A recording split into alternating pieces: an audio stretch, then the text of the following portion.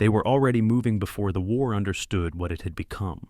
When the Second World War reached the United States, the U.S. Marine Corps was small, stretched thin, and often overlooked in the grand calculations of global strategy. It was not built for continental conquest or massed armies rolling across borders. It was built for something harder to define, landing where resistance was expected, holding ground that did not want to be held, and fighting forward without the promise of relief. World War II would turn that purpose into identity. For the Marines, the war was not one continuous campaign. It was a series of violent arrivals.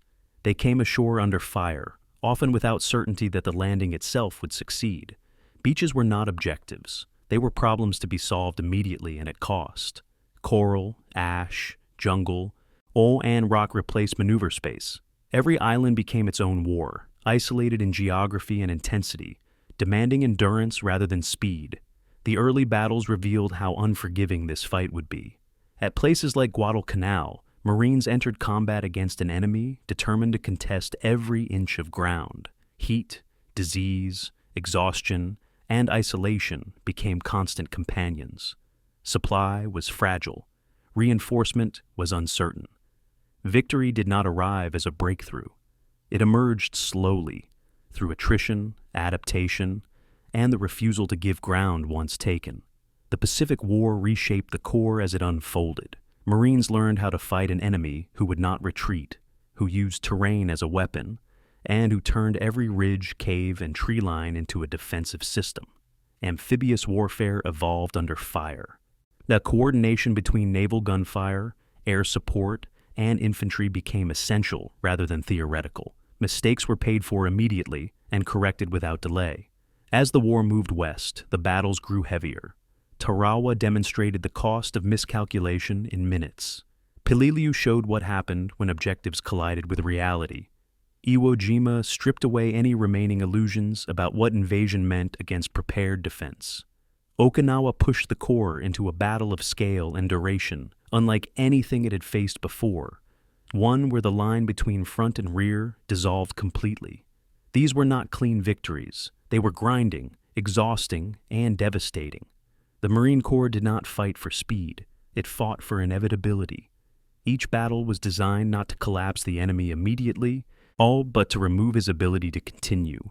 The terrain was taken yard by yard, often by small units operating independently, adapting on the spot when plans dissolved under contact.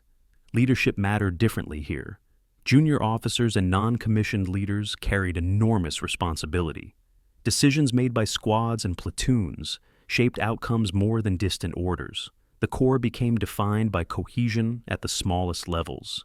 Men who trusted each other because survival demanded it. By the end of the war, the Marine Corps had changed permanently. It had grown in size, experience, and identity. It had absorbed lessons written in blood and coral dust. It had become synonymous with amphibious assault, but also with endurance under conditions that allowed no comfort and little rest.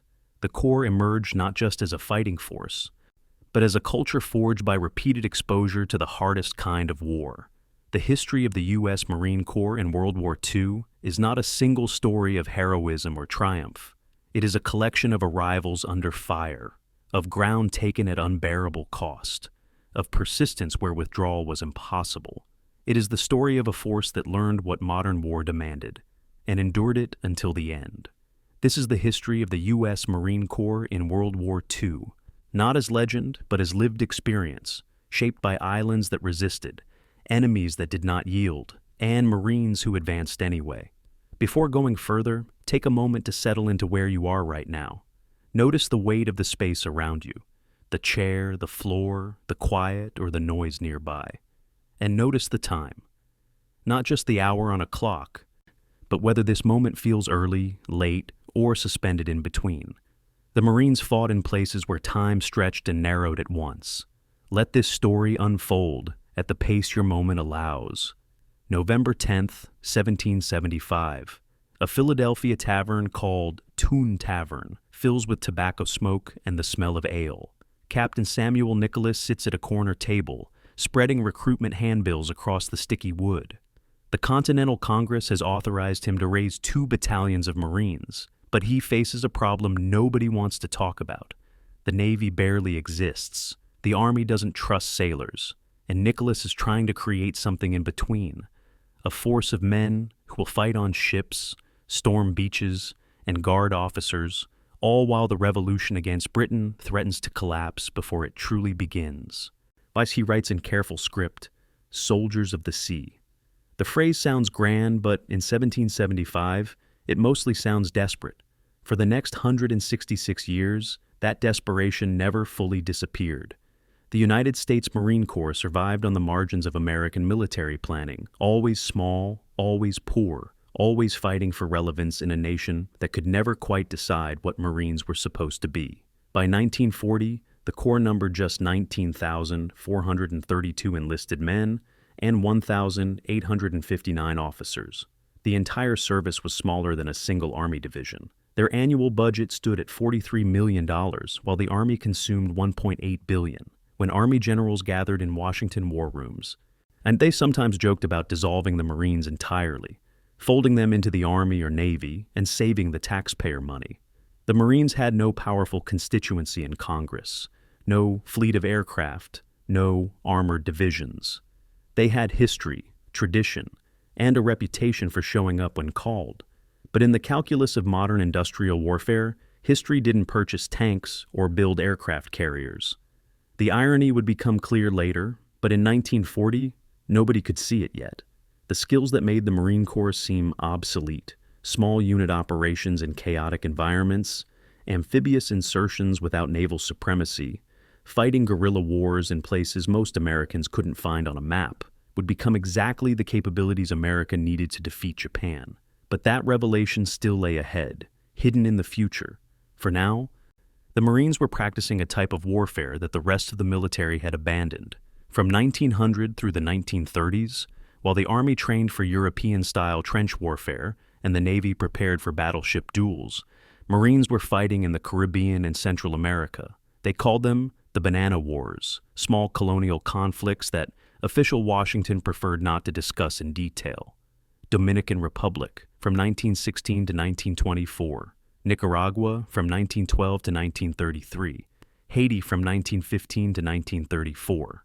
The Marines didn't win glory in these conflicts. They learned how to fight without supply lines, how to train local forces, how to operate when nobody was coming to help. In 1921, an ambitious Marine officer named John Lejeune wrote a remarkable document. He called it Advanced Base Operations in Micronesia, and it outlined a complete theory for amphibious warfare in the Pacific. Lejeune envisioned a future war against Japan fought island by island, with Marines as the spearhead force.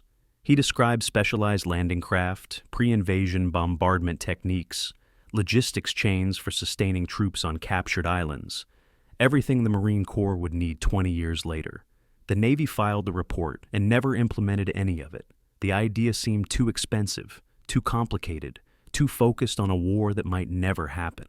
Lejeune's successor officers kept the doctrine alive in classrooms at Quantico, Virginia, teaching young lieutenants about theoretical amphibious assaults. But theory remained theory. The landing craft were never built.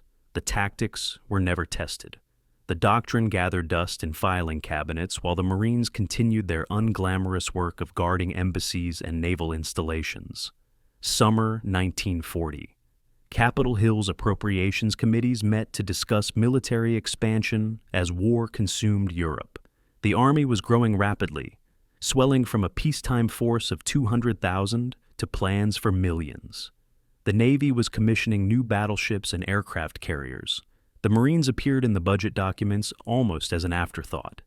Testimony from that summer reveals the institutional vulnerability. One congressman asked the commandant directly whether the Marines were still necessary in an age of mechanized warfare. Commandant Thomas Holcomb, a dignified officer who had served since the Great War, responded with careful precision. He argued that the Marines provided expeditionary capability, the ability to project American power quickly without building permanent bases.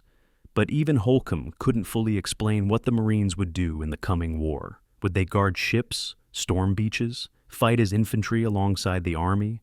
The honest answer was that nobody knew, and that uncertainty made the Corps vulnerable to budget cuts or outright elimination. December 6, 1941.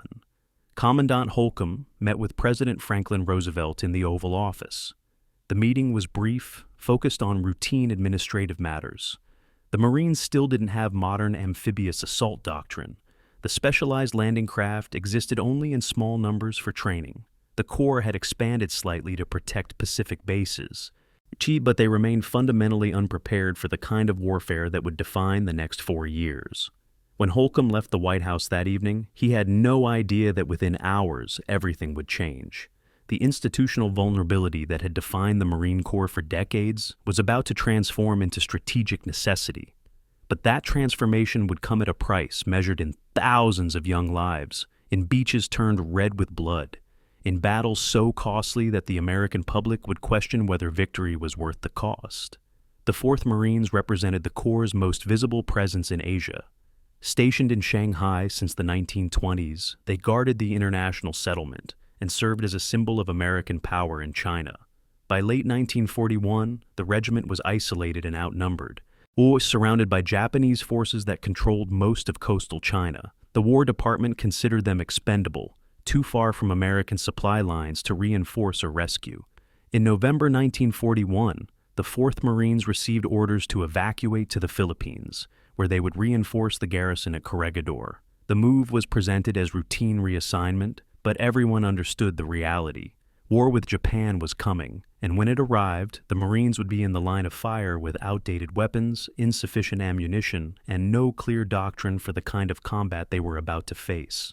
The irony of the Marines' pre-war situation would only become apparent in retrospect. The very qualities that made them seem irrelevant in 1941, their comfort with chaos, their experience operating without support, their institutional memory of amphibious operations, would prove essential. But in December 1941, the Marine Corps looked like a service branch that had outlived its usefulness. They were too small to matter in a global war between industrial powers, too specialized in outdated warfare, too politically weak to demand better equipment or larger budgets. The youngest service branch, created when the Navy was barely functional and the nation was fighting for independence, seemed headed toward absorption into the Army or transformation into something unrecognizable. The Marines of 1941 didn't know they were standing at the edge of their greatest trial. They couldn't see that the next 4 years would either destroy the Corps entirely or forge it into something legendary. The pre-war Marine Corps existed in a strange liminal space. Not quite Navy, not quite Army, not quite certain of their own purpose. Officers debated whether their primary mission was to provide ship's guards, conduct small-scale raids, or serve as a colonial constabulary force. Enlisted men trained with weapons that had seen service in the Great War, Browning machine guns from 1918, Springfield rifles from 1903, equipment that worked but belonged to a previous era of warfare. The newer M1 Garand rifles were going to the Army first, along with the modern artillery and armored vehicles. When Marines deployed overseas, they often discovered that their equipment was a generation behind what the Army carried. This wasn't deliberate sabotage. It was just the natural result of being the smallest and poorest service branch in a military that was expanding faster than industry could supply. What made someone join the Marines in 1940? The pay was identical to the Army, $30 per month for a private. The prestige was minimal outside of Marine circles. The deployments were often to unglamorous locations, Caribbean islands, Chinese treaty ports, isolated Pacific atolls where the primary enemy was boredom and tropical disease. But the Corps had a reputation, harder discipline than the Army, higher standards than the Navy, a fierce institutional pride that compensated for material poverty. Recruiters in 1941 could promise young men that they would be part of something elite, even if nobody could quite define what that meant anymore. The recruitment posters showed Marines in dress blues, ceremonial guards at the White House, symbols of American honor. They didn't show the reality: undermanned garrisons, obsolete weapons, institutional vulnerability. They didn't mention that within a year, many of these recruits would be testing amphibious assault doctrine with their lives, learning in real time whether the theories their officers had studied at Quantico would actually work when Japanese machine guns opened fire. By early December 1941, the Marine Corps stood at 19,000 total strength, scattered across dozens of installations from California to China. They were practiced in small unit operations and close-quarters combat. They understood discipline and military bearing. But they had never attempted a major amphibious assault against a defended beach. They had never coordinated with naval gunfire support on a large scale. They had never tested whether their doctrine, developed in peacetime classrooms and never fully funded or implemented, would survive contact with a determined enemy. The institution was about to receive the most brutal examination possible. War was hours away, and the Marines were as ready as they could be, which meant they weren't ready at all. The gap between theoretical doctrine and practical reality was about to be measured in casualties, in lessons learned too late to save the men who taught them, in a transformation that would either vindicate the Corps' existence or expose it as a costly anachronism. December 7th. The 1941 would answer questions that the Marine Corps had been avoiding for decades. The answers would be written in blood on Pacific beaches that most Americans had never heard of and couldn't locate on a map. 6 o'clock in the morning, December 7th, 1941. Marine barracks at Pearl Harbor, territory of Hawaii. Private First Class. James Corey sits in the mess hall, eating scrambled eggs that taste like they were cooked hours ago. The coffee is bitter but hot, and the morning is already warm even though the sun is barely up. Around him, 300 other Marines are starting their Sunday morning routine, the one day of the week when the schedule relaxes slightly. Some are talking about Liberty later, planning to hit Honolulu for drinks and maybe find some local girls. Others are quiet, nursing hangovers from Saturday night. Nobody is thinking about war. The Japanese embassy in Washington is supposed to be negotiating. The Philippines are on alert. Wake Island is being reinforced. But Hawaii feels safe, protected by thousands of miles of ocean and the largest concentration of American naval power in the Pacific. In 90 minutes, Private Corey will be dead, killed by a bomb that turned his barracks into kindling. The attack began at 7:55 in the morning. The first wave consisted of 183 Japanese aircraft, dive bombers, and torpedo planes and fighters, launched from 6 aircraft carriers positioned 200 miles north of Oahu. The Marines at Pearl Harbor had no advance warning beyond a radar contact that was dismissed as American B-17 bombers expected from California. When the first explosions rocked Ford Island, most Marines were still in their barracks or mess halls. The institutional response was immediate but chaotic. Marines grabbed whatever weapons they could find, mostly Springfield rifles and Browning automatic rifles from armories that weren't supposed to be opened without authorization. They ran toward their assigned defensive positions, anti-aircraft gun emplacements that had no ammunition readily available because peacetime protocols required it to be stored separately from the weapons.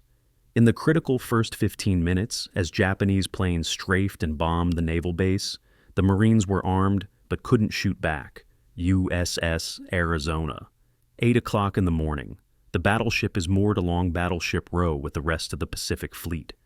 Marine detachments on the capital ship served as gun crews and security forces, about 70 Marines on the Arizona. When the attack began, these Marines sprinted to their battle stations in the ship's secondary battery. They never reached them. At 8:06, a Japanese bomb penetrated the Arizona's forward magazine. The resulting explosion was so massive that it lifted the 30,000-ton battleship out of the water. The ship sank in 9 minutes.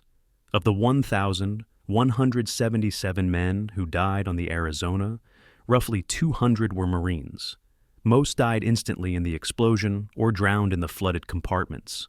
A few escaped, swimming through burning oil to reach Ford Island. By 8:15, the Arizona was a smoking tomb. And the Marines who had been eating breakfast an hour earlier were dead or fighting for their lives in water, thick with fuel oil and debris. The Marine Command Center at Pearl Harbor was located in a reinforced building on the naval base. When the attack began, the ranking Marine officer, Colonel William Farthing, arrived to find chaos. Phone lines were jammed or severed. Radio communication was sporadic. Nobody had a clear picture of what was happening across the base. Reports came in fragments. Japanese planes attacking, ships sinking, casualties mounting. Farthing tried to coordinate a defense, but the attack was moving faster than information could flow. Marines at anti-aircraft positions were firing now, having broken into ammunition storage without authorization. But the Japanese planes were fast and maneuvering aggressively. The Marines shot down perhaps 5 or 6 aircraft in the first wave, a tiny fraction of the attackers. Meanwhile, more Marines were dying, direct hits on barracks, strafing runs that caught men in the open, exploding fuel tanks and ammunition dumps. The defensive plan, carefully prepared over months, collapsed in minutes because nobody had seriously believed the Japanese would attack Hawaii. Japanese observer reports from Admiral Nagumo's carrier fleet paint a different picture of the attack. Pilots noted that American defenses were initially non-existent, then became sporadic and poorly coordinated. The Marines at Pearl Harbor weren't mentioned specifically in most Japanese accounts because they weren't distinctive from other American forces. The attackers saw targets, ships, aircraft, fuel tanks, airfields. They didn't differentiate between Marines and sailors or soldiers. This indifference would later sting when Marine Corps leadership tried to explain the disaster to Congress. The Marines hadn't been ready. Neither had anyone else. But the Marines had built their reputation on being ready for anything, and December 7th exposed that reputation as hollow. They had fought bravely once the shooting started, but bravery without preparation meant dying for nothing, contributing to a casualty list without changing the outcome. By noon, the attack was over. The second Japanese wave had struck at 8:54, hitting targets the first wave had missed, and then the attackers withdrew to their carriers. Pearl Harbor was burning. 8 battleships were sunk or damaged, nearly 200 aircraft destroyed, and the casualty count was still being compiled, but it would eventually reach 2,403 Americans dead, 1,178 wounded. Of the dead, 109 were Marines. Of the wounded, 71 were Marines. Out of roughly 3,600 Marines stationed at Pearl Harbor, about 5% were casualties. The percentage was lower than the overall American casualty rate, but that provided no comfort. The Marines had been stationed at Pearl Harbor specifically to defend the base. They had failed. Their anti-aircraft guns had been ineffective. Their defensive positions had been overrun or bypassed. Their preparedness had been revealed as inadequate. December 9th, 1941. Congressional Hearing Room, Washington, D.C. The emergency session was barely organized, with senators and representatives demanding immediate answers about how the Japanese had achieved such total surprise. Commandant Thomas Holcomb sat at the witness table, his uniform immaculate, his face carefully neutral. The questions came rapidly. Why weren't the Marines ready? Why didn't they have ammunition at their gun positions? Why did Japanese planes operate freely for nearly 2 hours? Holcomb responded with dignity, but the answers were unsatisfying. The Marines had followed Navy protocols for peacetime ammunition storage. They had manned their positions as quickly as possible under the circumstances. They had engaged the enemy with whatever weapons were available. He didn't make excuses, but he also didn't accept full responsibility. The failure at Pearl Harbor was institutional, and involving the Navy, the Army, the intelligence services, everyone who had dismissed the possibility of a Japanese attack on Hawaii. The political aftermath of Pearl Harbor was complex and contradictory for the Marine Corps. On one hand, the attack created an immediate demand for military expansion and aggressive action. Congress authorized massive increases in military spending within days. The Marine Corps received approval to expand from 20,000 to 50,000 men, with promises of more if needed. On the other hand, the humiliation of December 7th raised questions about whether the Marines deserved to exist as a separate service. If they couldn't defend a major naval base with 3,000 troops in prepared positions, what good were they? The answer would have to be proven in combat, in offensive operations rather than defensive failures. The Marines would need to show that they could attack, not just defend. They would need to validate the amphibious assault doctrine that had never been tested at scale, and they would need to do it quickly before institutional momentum turned against them. In the immediate aftermath of Pearl Harbor, the Marines on Oahu were assigned to defensive duties and cleanup operations. They pulled bodies from the water and from wrecked ships. They reinforced beach positions against a possible Japanese invasion that never came. They requisitioned weapons from wherever they could find them, old Springfield rifles from armories, 30 caliber machine guns left over from the Great War, whatever could be pressed into service. The sense of embarrassment was palpable. Yet these were professional warriors who had been caught unprepared and overwhelmed. Some of the Marines who survived December 7th would go on to fight at Guadalcanal and Tarawa and Iwo Jima. They would never forget the feeling of helplessness as Japanese planes attacked unopposed. That memory would drive them, fuel a determination never to be caught unprepared again. But in December 1941, that transformation still lay ahead. The strategic impact of Pearl Harbor on the Marine Corps was profound and immediate. The attack killed the pre-war debate about the Marines' future. Congress wasn't going to abolish or reduce a military service while the nation was at war. The institutional vulnerability that had defined the Corps for decades vanished overnight, replaced by a different kind of pressure. That now the Marines had to prove they were worth the investment. They had to show that their amphibious assault doctrine, never tested in real combat, could actually work against a determined enemy. They had to transform from a peacetime constabulary force into an offensive weapon. And they had to do it while the public was demanding immediate retaliation for Pearl Harbor, while politicians were calling for aggressive action, while the entire nation was discovering that the war would be longer and bloodier than anyone had imagined. December 7th, 1941, didn't just start a war. It started a test that would determine whether the United States Marine Corps would survive the 20th century or disappear into history as a failed experiment in military organization. January 15th, 1942, the Pentagon War Room, a massive space filled with maps and communications equipment, still smelling of fresh paint because the building was completed only days earlier. Admiral Ernest King, newly appointed Commander-in-Chief of the United States Fleet, stands before a map of the Pacific Ocean. He's arguing with General Henry Hap Arnold, commanding general of the Army Air Forces, about strategy. Arnold wants to establish a defensive perimeter around Australia and Hawaii, hold what remains after Pearl Harbor, build strength for an eventual counteroffensive. King is proposing something more aggressive: amphibious operations to seize Japanese-held islands, using them as stepping stones toward Tokyo. The problem is obvious to everyone in the room. Nobody knows how to conduct amphibious operations at the scale King is describing. The British tried at Gallipoli in 1915 and suffered a catastrophic defeat. The doctrine exists only in theory in those dusty Quantico classrooms where Marine instructors have been teaching hypothetical amphibious assaults for 20 years. King's plan requires transforming theory into practice and doing it fast enough to matter. February 19, 42, the Joint Chiefs Planning Room, where Army and Navy leadership met to coordinate strategy. The tension between the services was immediate and institutional. The Army wanted to focus on Europe, defeat Germany first, then turn attention to Japan. The Navy wanted to prioritize the Pacific, where American territory had been attacked and where American forces were still retreating. General George Marshall, Army Chief of Staff, presented the defensive perimeter concept: hold a line from Alaska through Hawaii to Australia, build up forces, attack when ready.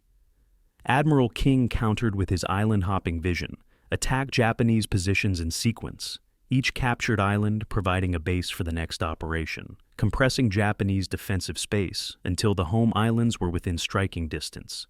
The debate was really about resources. Whichever theater got priority would receive the newly manufactured ships, aircraft, tanks, and weapons. The other would have to make do with what was left. The compromise that emerged from these early 1942 planning sessions would define the Pacific War. Europe would get priority for Army ground forces. The Pacific would get priority for naval forces. And the Marines, in previously too small to matter in strategic planning, would become the instrument for implementing King's island-hopping strategy. This decision transformed the Marine Corps almost overnight. In December 1941, they were an afterthought. By March 1942, they were central to American Pacific strategy. But the transformation was more burden than gift. The Marines now had to deliver results with a doctrine they had never tested, using equipment that didn't yet exist in sufficient quantities, against an enemy that had been preparing for this war for years. Failure wasn't just military defeat. It was institutional extinction. Quantico, Virginia, March 1942. Lieutenant Colonel Robert Honeycutt, teaches a class on amphibious operations to a room full of junior officers who know they'll be implementing these theories within months. Honeycutt has spent the past 3 months updating the old Advanced Base Operations in Micronesia document, rewriting John Lejeune's 1921 theories with 1942 technology. The updated manual includes specifications for specialized landing craft, coordination procedures for naval gunfire support, techniques for maintaining supply chains to captured islands, everything the Marines would need. The Navy has finally given permission to polish this doctrine from the archives, mainly because Admiral King insisted. The officers taking notes know that this classroom instruction is the only training they'll receive before attempting real amphibious assaults. There's no time for large-scale exercises, no opportunity to test the theories gradually. They'll learn by doing, and mistakes will be paid for in lives. The Landing Craft Vehicle Personnel, known as LCVP, was designed by Andrew Higgins, a boat builder from New Orleans who had never served in the military. The craft was 36 feet long, built of plywood and steel, powered by a diesel engine that could drive it through moderate surf. It could carry 36 Marines and a 3-man crew. The bow was a steel ramp that dropped down to allow troops to exit directly onto the beach. In theory, LCVPs would deliver Marines to enemy beaches faster and more efficiently than traditional ship's boats. No, in practice, the design had never been tested under fire. Would the plywood hull stop machine gun bullets? Would the ramp mechanism work when clogged with sand? Would the engine keep running after being swamped by waves? Nobody knew, because the LCVPs existed only in small numbers, most of them still being manufactured in Louisiana shipyards. The first large-scale amphibious assault would be the LCVP's trial by fire. April 1942. War Department Memo. Classified secret. The document is brief but consequential. The Marine Corps is officially designated as Amphibious Assault Specialists for the United States Navy. This was previously an Army role, inherited from the Great War when the Army conducted the limited amphibious operations the United States attempted. The change reflects Admiral King's influence and the Army's preference for European operations. For the Marines, it's both vindication and trap. They've been arguing for decades that amphibious assault is their core mission. Now that mission is official, and with it comes the expectation that they'll succeed where others have failed. The memo includes an authorization for the Marines to expand to 150,000 men by the end of 1942. That's a 7-fold increase in 9 months, faster than any military service has ever grown in American history. The expansion brings fresh recruits who will need training, equipment that doesn't exist in sufficient quantities, and leadership stretched thin, trying to maintain standards while scaling up rapidly. Major General Alexander Vandegrift embodied the contradictions facing the Marine Corps in early 1942. He was a regular Army Academy graduate who had transferred to the Marines in 1909. He'd commanded 2,500 Marines in Nicaragua during the Banana Wars, understanding counterinsurgency and small unit operations. But he'd never planned a major amphibious assault. Nobody had. Now Vandegrift was being told that he would command the 1st Marine Division in the first American offensive operation of the war. The target hadn't been selected yet. The timeline hadn't been determined. The specific tactics were still being written. But Vandegrift was supposed to take roughly 16,000 Marines, most of them recently recruited, train them in amphibious assault, and then execute an operation that would either validate the doctrine or prove it fatally flawed. He had perhaps 6 months to prepare. The weight of institutional survival rested on whether he could succeed. The Navy's previous amphibious doctrine was essentially non-existent. They had procedures for moving troops by ship and landing them at friendly ports. They had some experience with small-scale raids using ships' boats, but coordinated amphibious assault against a defended beach with naval gunfire support and air cover and specialized landing craft had never been attempted by the American military. The British disaster at Dieppe in August 1942, where Canadian and British commandos suffered 70% casualties attempting to raid a German-held French port, demonstrated what could go wrong. Or the Germans had anticipated the assault. Their defensive positions were prepared. The landing craft were vulnerable to artillery and machine gun fire. The attackers suffered catastrophic losses for minimal gain. When reports of Dieppe reached American planners, they recognized that this could easily be the Marine Corps' future, a bloody disaster that would end the amphibious strategy before it truly began. The institutional decision to make Marines the Navy's amphibious specialists created a political vulnerability that would plague the Corps for decades. By becoming the Navy's tool rather than an independent service, the Marines accepted a subordinate position. They would never have their own budget, never control their own strategic destiny, never operate without Navy permission and support. Yes, this dependency was acceptable in 1942, when survival was the priority.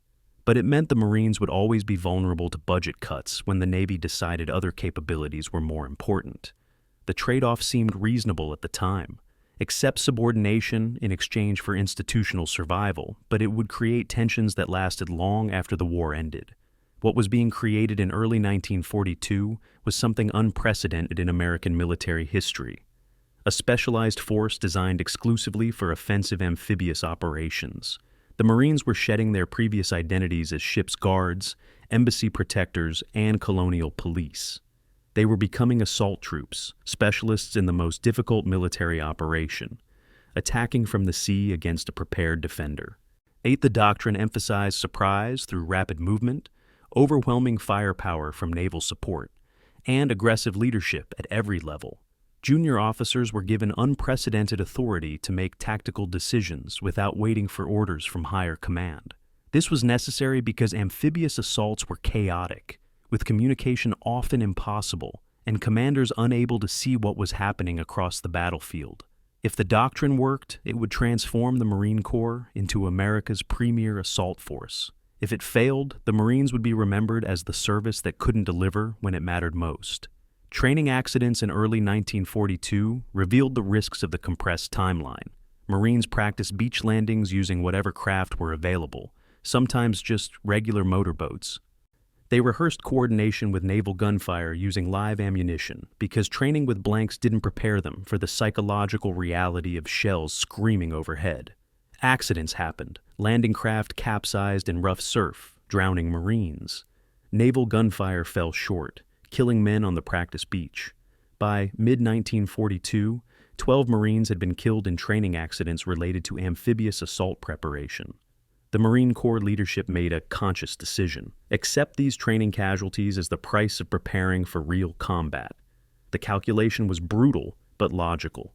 Better to learn lessons in training than in combat, where mistakes meant not just individual deaths, but operational failure. The families of those 12 Marines were told their sons died in training. They weren't told that this was considered acceptable, even necessary, to prepare for the battles ahead. That would have been too honest for wartime communications. 6:30 in the morning, August 7th, 1942. Lunga Point, Guadalcanal, Solomon Islands. The first wave of Marines approaches the beach in their Higgins boats, the LCVPs that were supposed to revolutionize amphibious warfare. Private Robert Lecquier grips his M1 rifle, knuckles white, waiting for the machine gun fire that everyone said would come as soon as the ramps dropped. The boats ground against sand and coral. The ramps splashed down. Leckie runs forward into waist-deep water, then onto the beach, then into the jungle tree line. He's been on Guadalcanal for 30 seconds, and nobody has shot at him yet. Around him, if thousands of other Marines are experiencing the same disorienting reality, the invasion is working. The Japanese garrison was caught by surprise. The coastal defense troops are mostly construction workers, not combat infantry. They're running inland, abandoning positions, disappearing into the jungle. Within an hour, 10,000 Marines are ashore, and the only casualties are from heat exhaustion and a few men who twisted ankles getting out of the boats. The success of the initial landing created a dangerous complacency. Officers who had been expecting something like Dieppe, with massive casualties in the surf, instead found themselves dealing with a completely different problem. Their men were spreading out too far, too fast, losing unit cohesion as they advanced through dense jungle.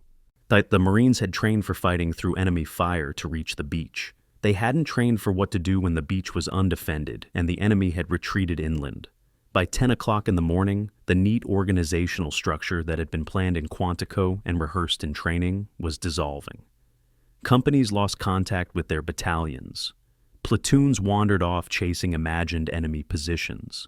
The radios, which were supposed to provide coordination, mostly didn't work in the jungle's humidity and dense vegetation. General Vandegrift, commanding from the beach, realized that his carefully prepared plans had lasted approximately 3 hours before reality forced improvisation. August 9th, 1942. The Battle of Savo Island occurred offshore in the darkness. Oa and most Marines on Guadalcanal didn't know it was happening until it was over. Japanese cruisers and destroyers intercepted the Allied naval force that was protecting the invasion. In a brief, violent engagement, the Japanese sank 4 Allied cruisers and damaged others, achieving one of the most one-sided naval victories of the Pacific War. When dawn came on August 10th, the Marines ashore realized that most of their naval support had withdrawn. The transports that were supposed to be unloading supplies and equipment were gone, pulled back to avoid Japanese air attack. Roughly half of the Marines' supplies were still on those ships: food, ammunition, medical supplies, everything necessary to sustain the force. The Marines who had landed expecting continuous support suddenly found themselves isolated on a hostile island, with limited supplies and no clear timeline for when the Navy would return. Vandegrift's command post on August 10th was a study in controlled crisis management. Radio intercepts showed a Japanese fleet assembling 200 miles to the north.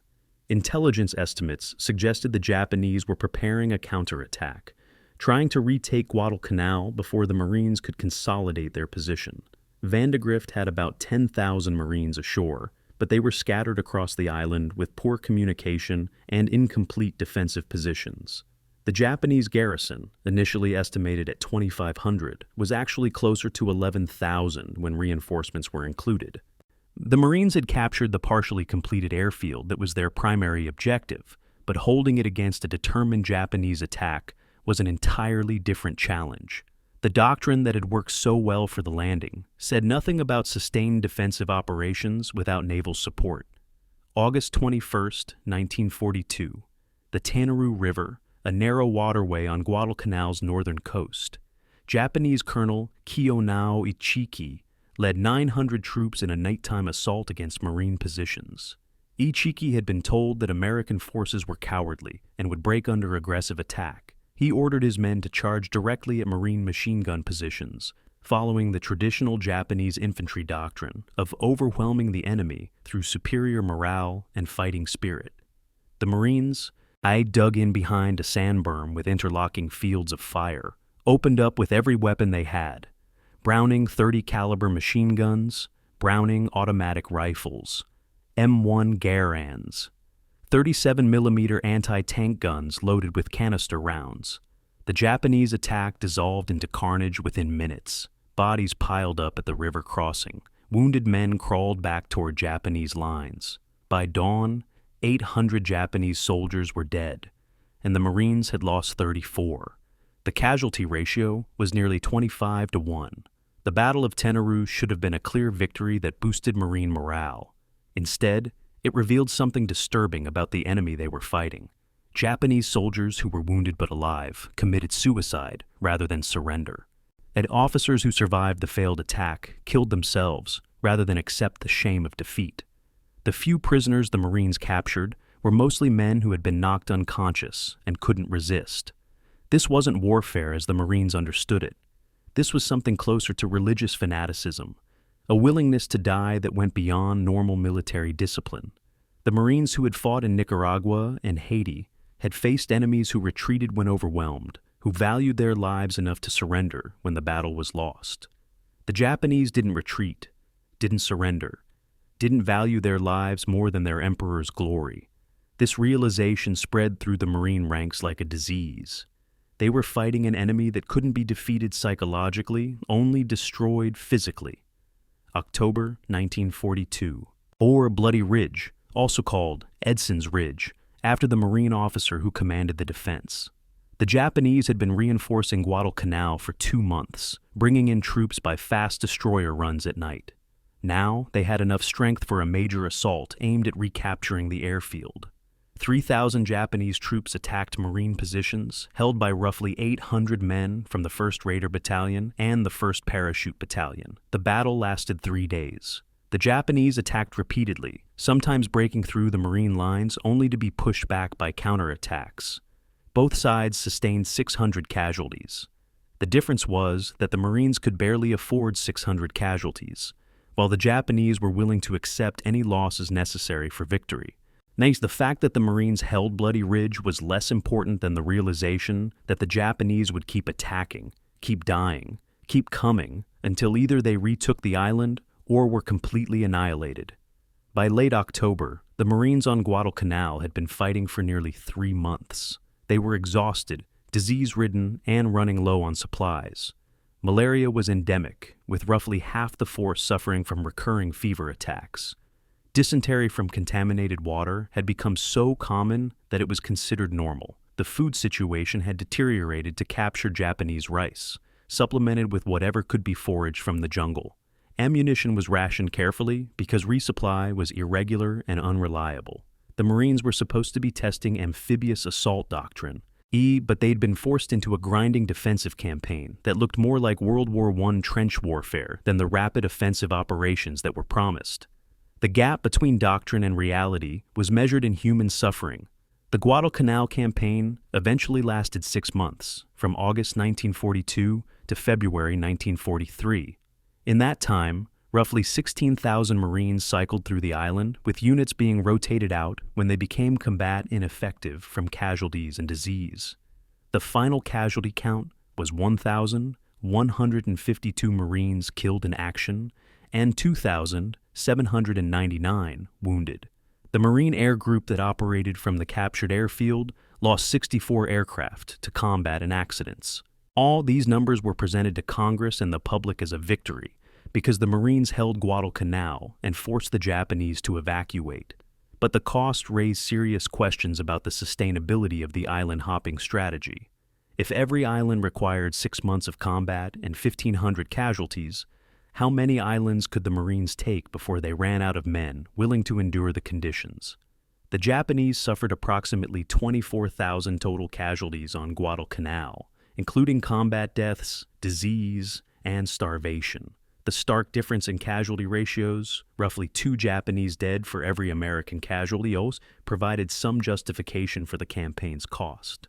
But it also revealed a disturbing strategic reality. The Japanese were willing to accept unsustainable casualties to hold territory. They would fight to the death rather than retreat.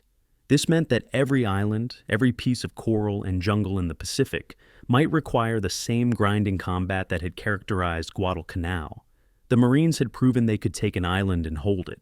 They'd proven that amphibious assault doctrine could work in practice, but they'd also proven that victory would be purchased with blood. More blood than most Americans had imagined when the war began. The question that emerged from Guadalcanal wasn't whether the Marines could win, but whether the American public would accept the price of winning. That question would be answered at Tarawa, where the casualty rate would make Guadalcanal look almost merciful by comparison. December 20th, 1942, Camp Lejeune, North Carolina. General Alexander Vandegrift, Knight recently returned from Guadalcanal, stands before a room packed with Marine officers. He's been asked to brief them on lessons learned, but the men in this room can see the physical toll of 6 months in combat. Vandegrift has lost 20 pounds. His uniform hangs loose. His hands shake slightly from recurring malaria. He begins speaking without notes, describing the chaos of the landing at Guadalcanal, the first moments when the doctrine actually worked. Then he describes what came after, the naval support that disappeared, the supply shortages, the disconnection between what they had been taught in training and what they actually encountered on the island. The room is silent.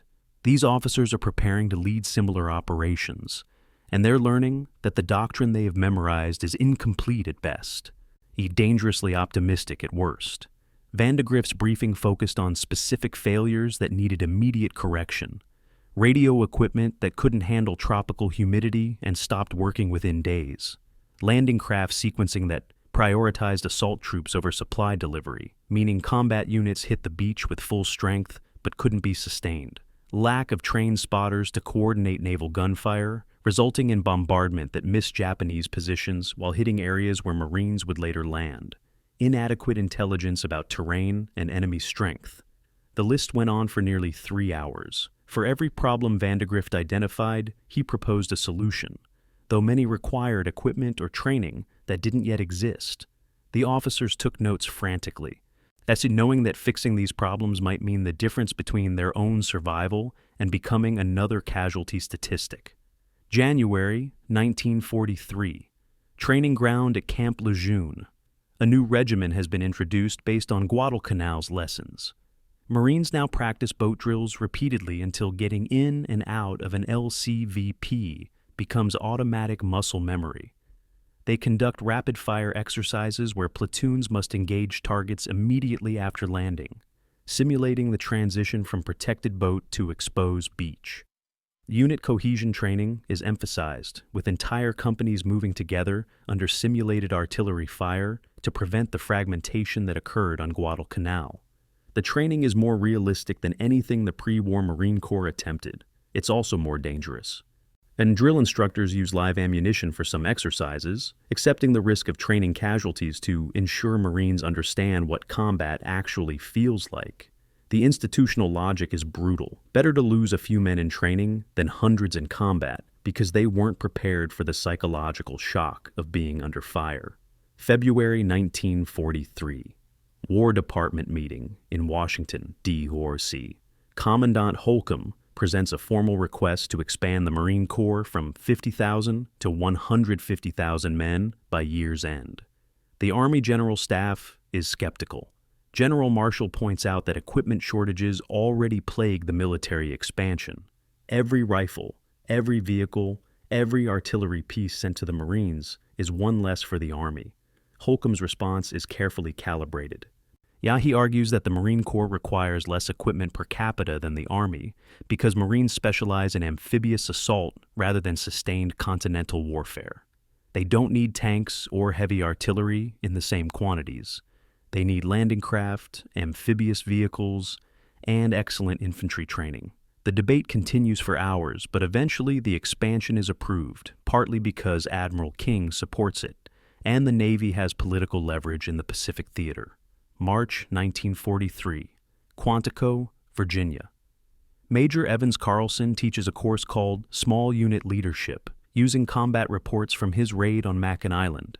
Carlson led the 2nd Raider Battalion, 221 men, in a raid on August 17th through 18th, 1942.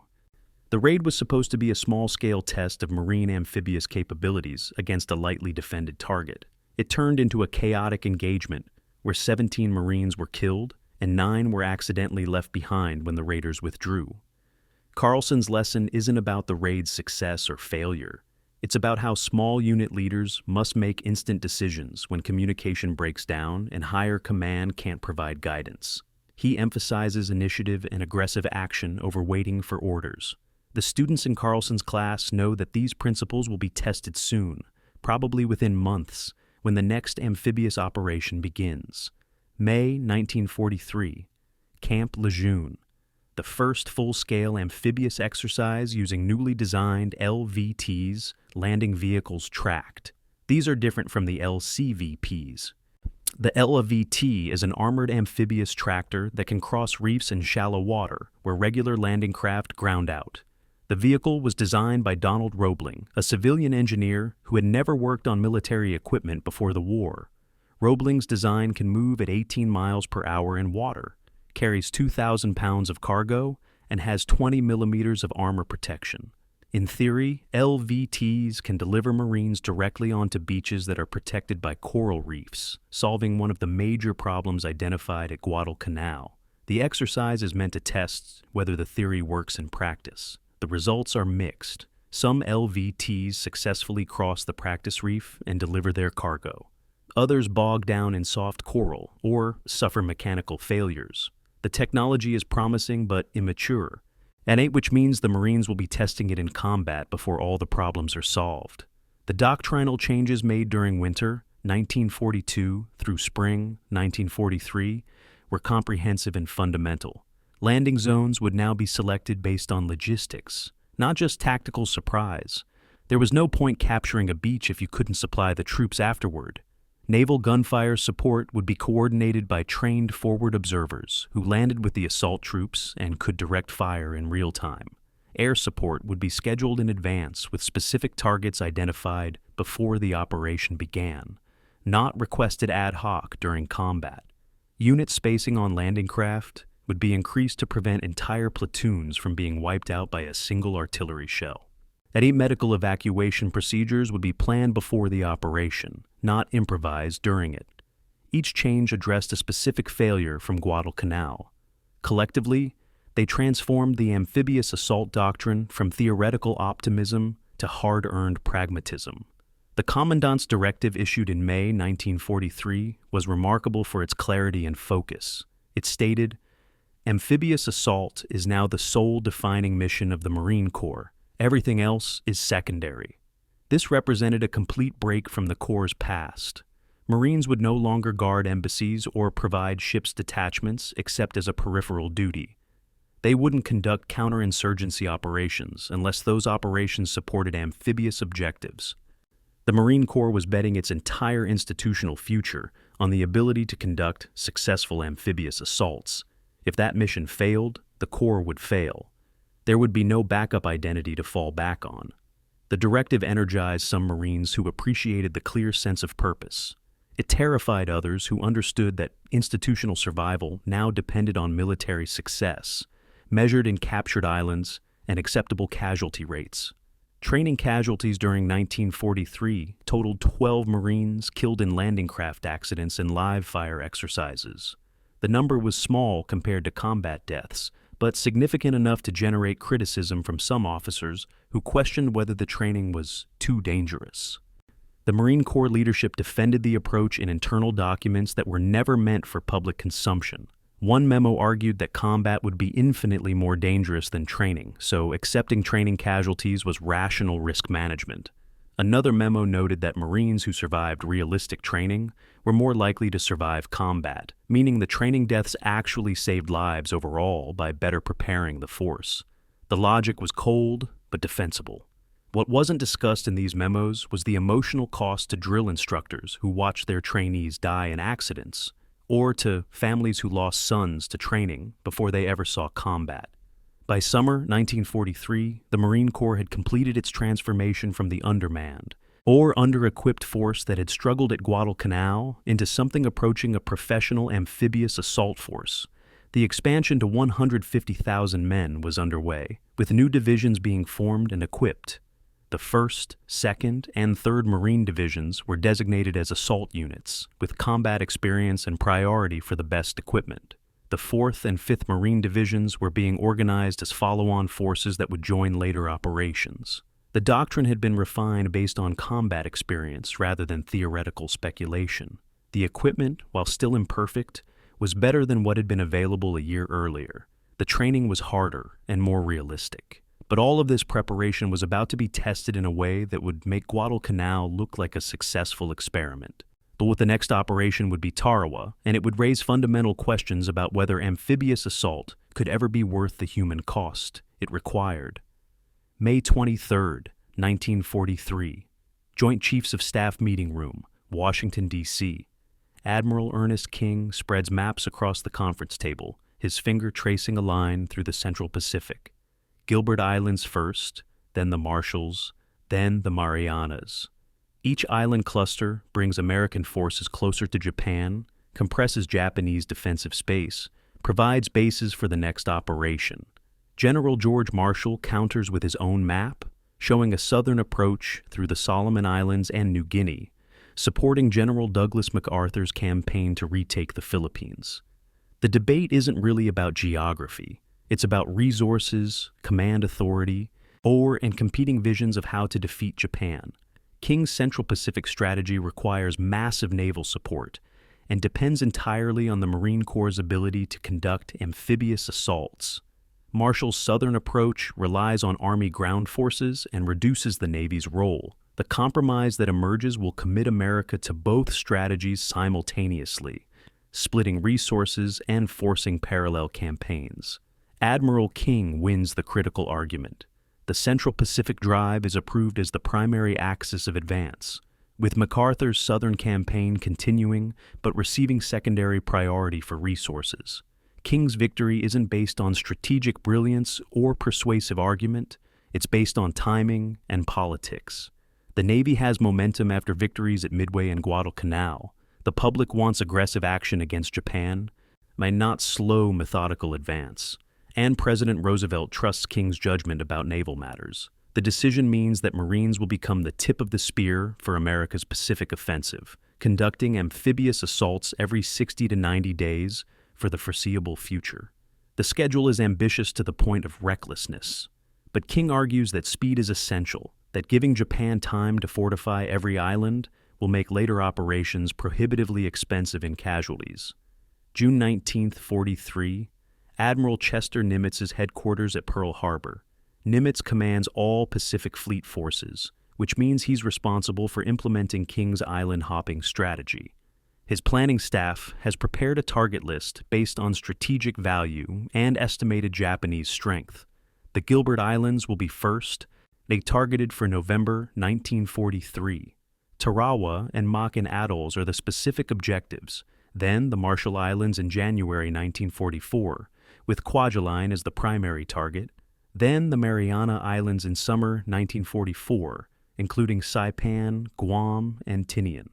Each operation will require Marine assault divisions, naval support on an unprecedented scale, and coordination between services that historically haven't cooperated well. Nimitz's staff estimates that the campaign will take 18 to 24 months if everything goes according to plan. The unspoken assumption is that nothing ever goes according to plan. June 1943. Japanese Imperial Navy Headquarters, Tokyo. Admiral Yamamoto is dead, killed when American P-38 fighters intercepted his transport aircraft in April. And his successor faces a strategic nightmare. The Tokyo Express supply runs to Guadalcanal have been abandoned as unsustainable. Japanese forces across the Pacific are being told to fight defensively, hold what they have, make every island so costly that America loses the will to continue. But this defensive strategy requires fortifying thousands of miles of island chains with limited construction resources and shrinking naval power. The Japanese High Command knows they can't hold every island. They just hope they can make enough islands costly enough that American public opinion turns against the war before Japan is defeated. It's a strategy based on American political will collapsing, not on Japanese military capability winning battles. July 1943, Camp Lejeune. The 1st, 2nd, Itzian 3rd Marine Divisions receive official designation as assault units, meaning they'll be the primary forces for upcoming amphibious operations. The designation comes with priority for equipment and replacements. It also comes with the knowledge that these 3 divisions will bear the brunt of the fighting for at least the next year. The 4th and 5th Marine Divisions are being established as follow-on forces, but they won't be combat ready until late 1944. This means the same Marines who fought at Guadalcanal will be fighting at Tarawa and beyond, without extended rest or rotation home. The personnel systems simply can't produce trained replacements fast enough to allow for unit rotation. The institutional logic is brutal. Experienced Marines are more likely to survive combat than new recruits. So sending the same men into multiple battles actually saves lives, compared to constantly feeding inexperienced troops into combat. August 1943. War Department Intelligence Assessment, classified secret. The strategic analysis predicts the war will last until 1946, possibly longer. The Marines will need to conduct 40 or more amphibious assaults to reach the Japanese home islands. This estimate is based on the current pace of operations and the number of Japanese-held island positions that have strategic value. The analysis includes casualty projections that are so disturbing they're kept from public release. If every assault produces casualties similar to Guadalcanal, the Marine Corps would suffer perhaps 60,000 casualties over 3 years. The number seems manageable until you consider that it represents more than a third of the Corps' total strength. The analysts note that casualty rates might decrease as Doctrine improves and Japanese defensive strength is degraded. They also note that casualty rates might increase as Japanese defenses become more sophisticated. The uncertainty is what makes strategic planning so difficult. The island-hopping concept was elegant in theory, but brutal in practice. Attack positions of strategic value, those with airfields or harbors that could support further operations. Bypass heavily fortified positions that weren't strategically necessary, letting them wither without supply or reinforcement. Compress Japanese supply lines by capturing islands in sequence, or each captured position bringing American forces closer to Japan while making it harder for Japan to defend outlying territories. The strategy minimized the need for frontal assaults against the strongest Japanese positions, but it required accepting that some islands would be very costly, even if they were strategically necessary. Tarawa fit that category.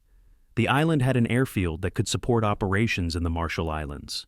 It also had a Japanese garrison that had been fortifying positions for months. Intelligence estimates suggested Tarawa would be difficult. Nobody realized just how difficult until the assault began. Marine Division structure in 1943 reflected lessons learned from Guadalcanal. Each division consisted of 3 regiments. Each regiment had 3 battalions, and each battalion had roughly 900 men organized into rifle companies. Total division strength was approximately 18,000, larger than pre-war estimates because combat experience showed that smaller units couldn't sustain operations while absorbing casualties. The divisions included organic artillery, engineers, and medical personnel, making them self-sufficient for the first days of an assault. Later operations would require additional support, but the initial landing force could operate independently. This structure was designed specifically for amphibious assault. Large enough to overwhelm beach defenses, small enough to land from ships in a single tide, organized for independent operation when communication with higher command was impossible. The estimated timeline of 18 to 24 months for the Central Pacific Drive proved optimistic. The actual campaign would last slightly longer, but not because operations were slower than planned. The timeline was compressed by American industrial capacity producing ships and aircraft faster than planners anticipated, and by Japanese defensive strength collapsing more quickly in some areas than expected. What planners didn't anticipate was how much the casualty rate would vary from operation to operation. Tarawa would be catastrophically expensive, Kwajalein would be remarkably cheap, Iwo Jima would be the bloodiest marine battle in history. The unpredictability made strategic planning almost impossible. You could plan for average casualties, but what if the next operation was far above average? And what if public opinion turned after a particularly costly assault? These questions haunted Nimitz and King as they approved each new operation. Amphibious assault frequency during the Central Pacific Campaign averaged 1 major operation every 90 days from late 1942 through mid-1945. Some periods saw operations more frequently, others had longer gaps. But the overall pace was relentless. Marines would assault an island, secure it, rest briefly, then prepare for the next operation. There was never enough time to fully integrate lessons learned or to train replacements properly. The institutional strain was enormous. Officers burned out from repeated combat. Enlisted men developed psychological problems from sustained exposure to violence. Our medical personnel struggled to treat both physical and mental casualties. The doctrine assumed that amphibious assaults were discrete events with recovery time between them. The reality was that the Marine Corps spent nearly 3 years in continuous combat operations, with only minimal rest periods. Comparison to Army amphibious operations in Europe highlights the unique burden the Marines carried. The Army conducted several major amphibious operations: North Africa in November 1942, Sicily in July 1943, Italy in September 1943, Normandy in June 1944, southern France in August 1944. 5 major operations over 3 years, averaging 1 every 7 months. The Marines conducted more than 20 major amphibious operations in the Pacific over the same period, averaging 1 every 60 days. The Army's operations were larger in terms of the total troops committed. The Marines' operations were more frequent and often involved higher casualty rates per capita. Neither service had an easy war, but the Marines' institutional identity as amphibious assault specialists meant they bore disproportionate risk compared to their size. The question that emerged from this disparity was whether a specialized amphibious force was worth maintaining in peacetime, or whether the Marines would be relegated back to pre-war irrelevance once Japan was defeated. 5:30 in the morning, November 20th, 1943. USS Maryland, a battleship positioned 12 miles off Betio Island in the Tarawa Atoll. The ship's 14-inch guns are being loaded with high-explosive shells, each weighing 1,400 pounds. Fire Control Officer Lieutenant James Burns watches through binoculars as the small island comes into focus in the pre-dawn darkness. Betio is tiny, less than 300 acres of coral sand covered with palm trees and Japanese fortifications. Intelligence reports suggest the Japanese have built extensive defensive positions, but naval gunfire is supposed to destroy them before the Marines land. Burns has calculated that 3,000 tons of ordnance will be expended in 2.5 hours, enough explosive power to obliterate every structure on the island. At least, that's what the calculations suggest. Nobody has ever tested whether naval gunfire can actually destroy reinforced concrete bunkers buried under sand and logs. The bombardment begins at 0600 hours. The Maryland's guns fire in sequence, each salvo creating a thunderous roar that shakes the entire ship. Across the task force, other battleships and cruisers join the barrage. Shells scream over the water and impact Betio with explosions that send palm trees and debris hundreds of feet into the air. From the battleships, it looks devastating. The island appears to be disintegrating under the bombardment. Officers congratulate each other on the precision of their fire. But on Betio, inside reinforced bunkers built from coconut logs and coral, Japanese soldiers wait. Commander Keiji Shibasaki, commanding the island's 4,800 troops, has spent months preparing for this moment. His bunkers are designed to withstand naval bombardment. The logs and sand absorb the explosive force. Now his men are protected behind several feet of coral and wood. When the bombardment ends, Shibasaki's forces will emerge and man their defensive positions. The Americans have no idea that their 3,000 tons of ordnance has accomplished almost nothing. 8:30 in the morning, the first wave of LCVPs and LVTs approach Betio's northern shore, designated Red Beach. The Marines have been told that the reef surrounding the island is navigable at high tide, but the tide this morning is lower than predicted. The hydrographic survey that planners relied on was wrong by 3 feet. Regular Higgins boats, the LCVPs, ground out on the reef 500 yards from shore. The Marines inside have 2 choices: wait in the disabled boats where they're easy targets, or climb out and wade through chest-deep water while Japanese machine guns fire at them. Most choose to wade.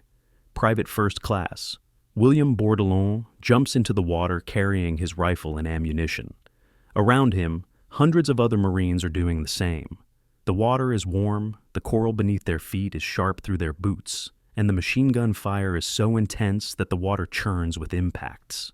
10 o'clock in the morning, Red Beach is chaos. The LVTs that made it to shore are burning or disabled. The Marines who reach the beach are pinned behind a seawall, a 4-foot-high barrier of logs and sand that provides minimal cover from machine gun fire coming from concrete bunkers positioned to create interlocking fields of fire. Colonel David Shoup, commanding the 2nd Marine Regiment, is ashore trying to coordinate the assault with a radio that keeps cutting out. He reports to the command ship that casualties are light, knowing that if he reports the truth, moderate to heavy casualties with many units pinned down, the operation might be called off, and the Marines already ashore would be abandoned. Shoup's message preserves the invasion, but masks a reality that's becoming clear to every Marine on the beach.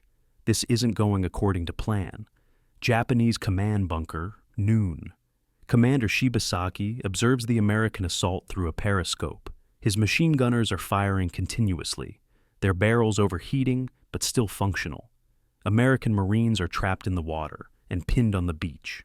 The naval bombardment failed to destroy his fortifications. His troops are motivated and disciplined. Shibasaki sends a message to higher command. The Americans are dying in the water. The island will be held.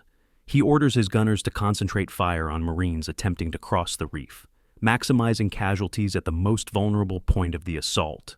Shibasaki has fought against American forces before and respects their firepower and determination. but he also knows that every American who dies in the water is one less Marine he'll have to fight on the island. The mathematics of amphibious assault are working in his favor. The first 24 hours of Tarawa cost the Marines more than 1,000 casualties. By nightfall on November 20th, approximately 5,000 Marines had made it to shore out of the initial assault force. Roughly 200 were confirmed dead, though the actual number was higher because many Marines had been killed in the water and their bodies swept away by the current. Another 600 were wounded, with medical evacuation impossible because boats couldn't reach the beach across the reef. The wounded lay where they fell, some receiving first aid from corpsmen, others bleeding out because there weren't enough medics. The Marines who weren't casualties were exhausted, dehydrated, and low on ammunition. They'd captured perhaps 200 yards of beachfront, nowhere near the planned advance objectives. Japanese positions that were supposed to be destroyed by naval gunfire were still operational and still firing. November 22nd evening, third day of the assault. The Marines have finally broken through the initial defensive line and are advancing across Bedio's interior. The island is so small that you can walk its length in 20 minutes, but every yard is contested. Japanese soldiers fight from bunkers that have to be destroyed individually with flamethrowers and demolitions. When positions become untenable, Japanese troops launch counterattacks, banzai charges where they run directly at Marine positions, knowing they'll be killed, but hoping to take some Americans with them. The Marines are winning, but they're winning through attrition, overwhelming Japanese positions through superior numbers and firepower rather than tactical elegance. By evening, Japanese resistance is confined to a final bunker complex on the island's eastern end. Commander Shibasaki is dead, killed by American artillery. Yet his remaining forces, perhaps 200 men, know they've lost but continue fighting. November 23rd, 0600 hours. The final Japanese position is destroyed by Marine assault teams using flamethrowers and satchel charges. 17 Japanese soldiers are captured alive out of the original garrison of 4,800. The rest are dead. The Marines secure Bedio Island after 76 hours of continuous combat, the bloodiest 76 hours in Marine Corps history up to that point. The casualty count is still being tabulated, but preliminary numbers suggest more than 1,000 Marines killed and 2,000 wounded out of 5,000 in the assault force. That's a 21% killed rate, far higher than Guadalcanal or any previous Marine operation. The island itself is devastated, palm trees shredded, coral torn up by explosions, bodies everywhere because there hasn't been time for proper burial. The smell is overwhelming, a mixture of explosives, burning fuel, and death. The strategic value of Tarawa was never in question. The island had an airfield that could support operations in the Marshall Islands. Capturing it was necessary for the island-hopping strategy to continue, but the cost raised fundamental questions about amphibious assault doctrine. Why had the naval gunfire failed to destroy Japanese fortifications? Why had the hydrographic survey been wrong about the reef depth? Why had the Marines been sent ashore when the tide was too low for landing craft? The answers to these questions would determine whether the doctrine could be fixed or whether every future operation would produce similar casualty rates. The Marines needed to learn from Tarawa immediately because the next operation, Kwajalein in the Marshall Islands, was scheduled for just 10 weeks away. The psychological impact of Tarawa on the Marines who fought there was profound and lasting. They'd been told that naval gunfire would destroy enemy defenses. It hadn't. They'd been told that the landing would be opposed but manageable. It was a massacre. They'd been told that American firepower and technology would minimize casualties.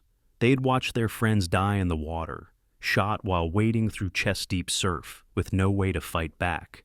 The survivors developed a bitter wisdom. Trust your squad, trust your training, don't trust the planners. This attitude would characterize Marine combat operations for the rest of the war. Marines learned to assume the worst, to plan for disasters, and rely on small unit cohesion rather than institutional support. Tarawa taught them that amphibious assault was inherently chaotic, and that survival depended on personal competence and luck, not on following the official plan. Public reaction to Tarawa was swift and negative. Newspapers published casualty figures that shocked civilians who had believed the war in the Pacific was progressing successfully. Photographs of dead Marines floating in the surf appeared in magazines, violating previous conventions about showing American casualties. Mothers wrote letters to Congress demanding to know why their sons had died for a small coral island that most people had never heard of before.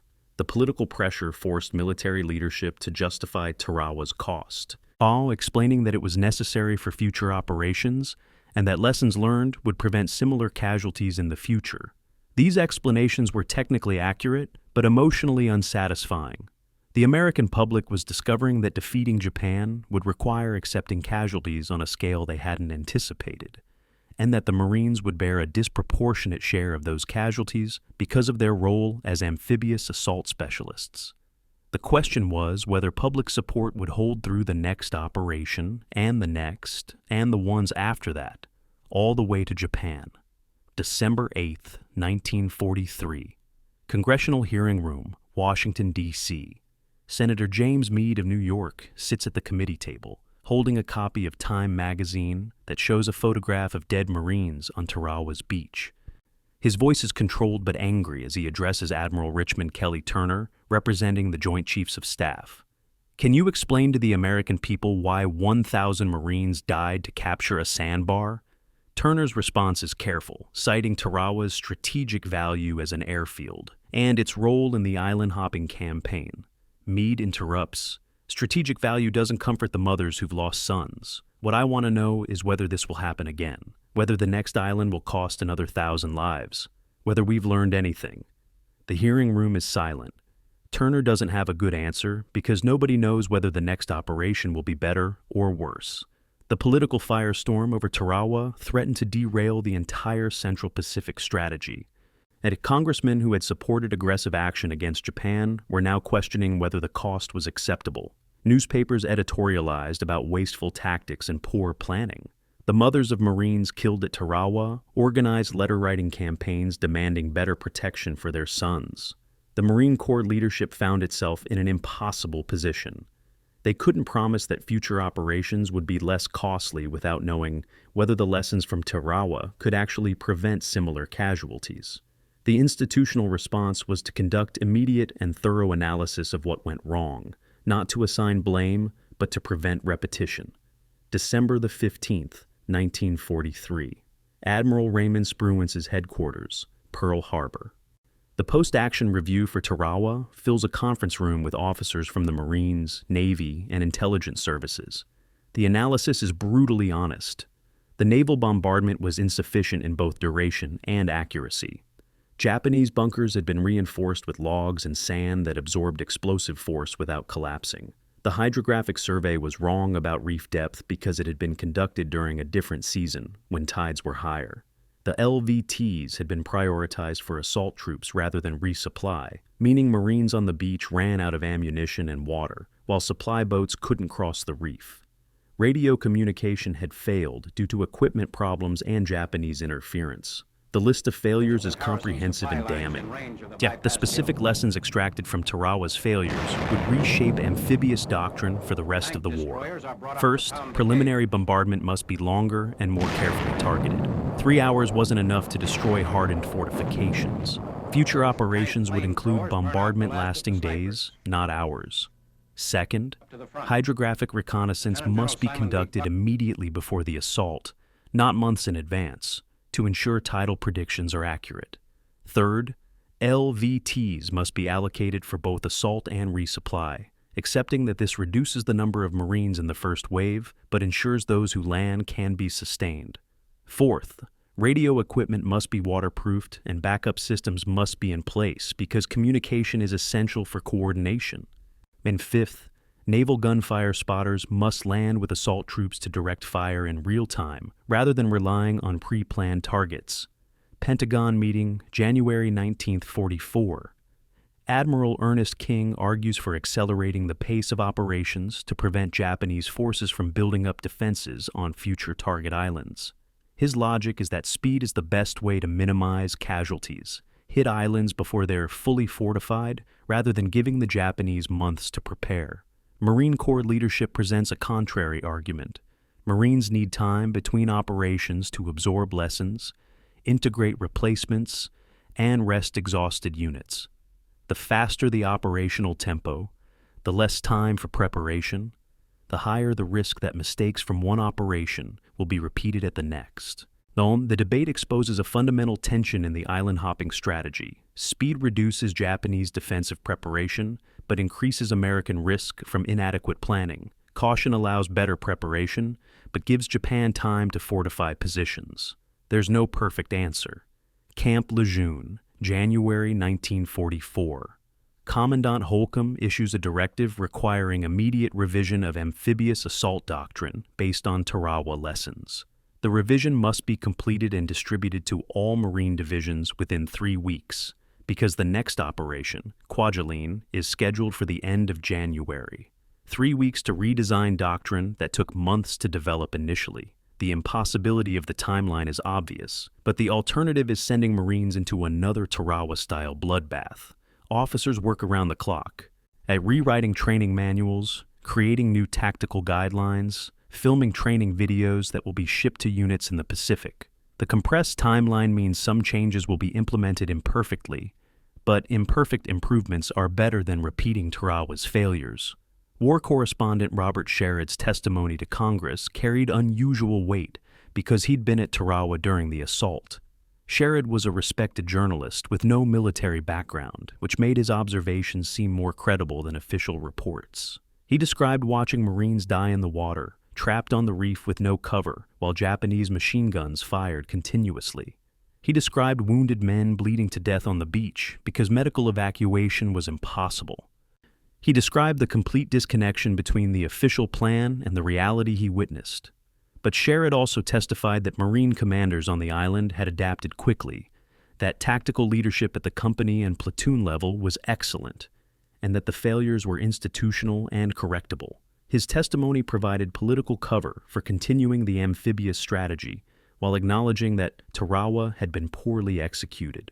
The casualty figures debated in Congress during December 1943 varied depending on how you counted. The official Marine Corps number was 1,056 killed. Some accounts suggested 1,200 or more, when including Marines who were missing and presumed dead. Bodies that had been washed out to sea or buried in collapsed bunkers.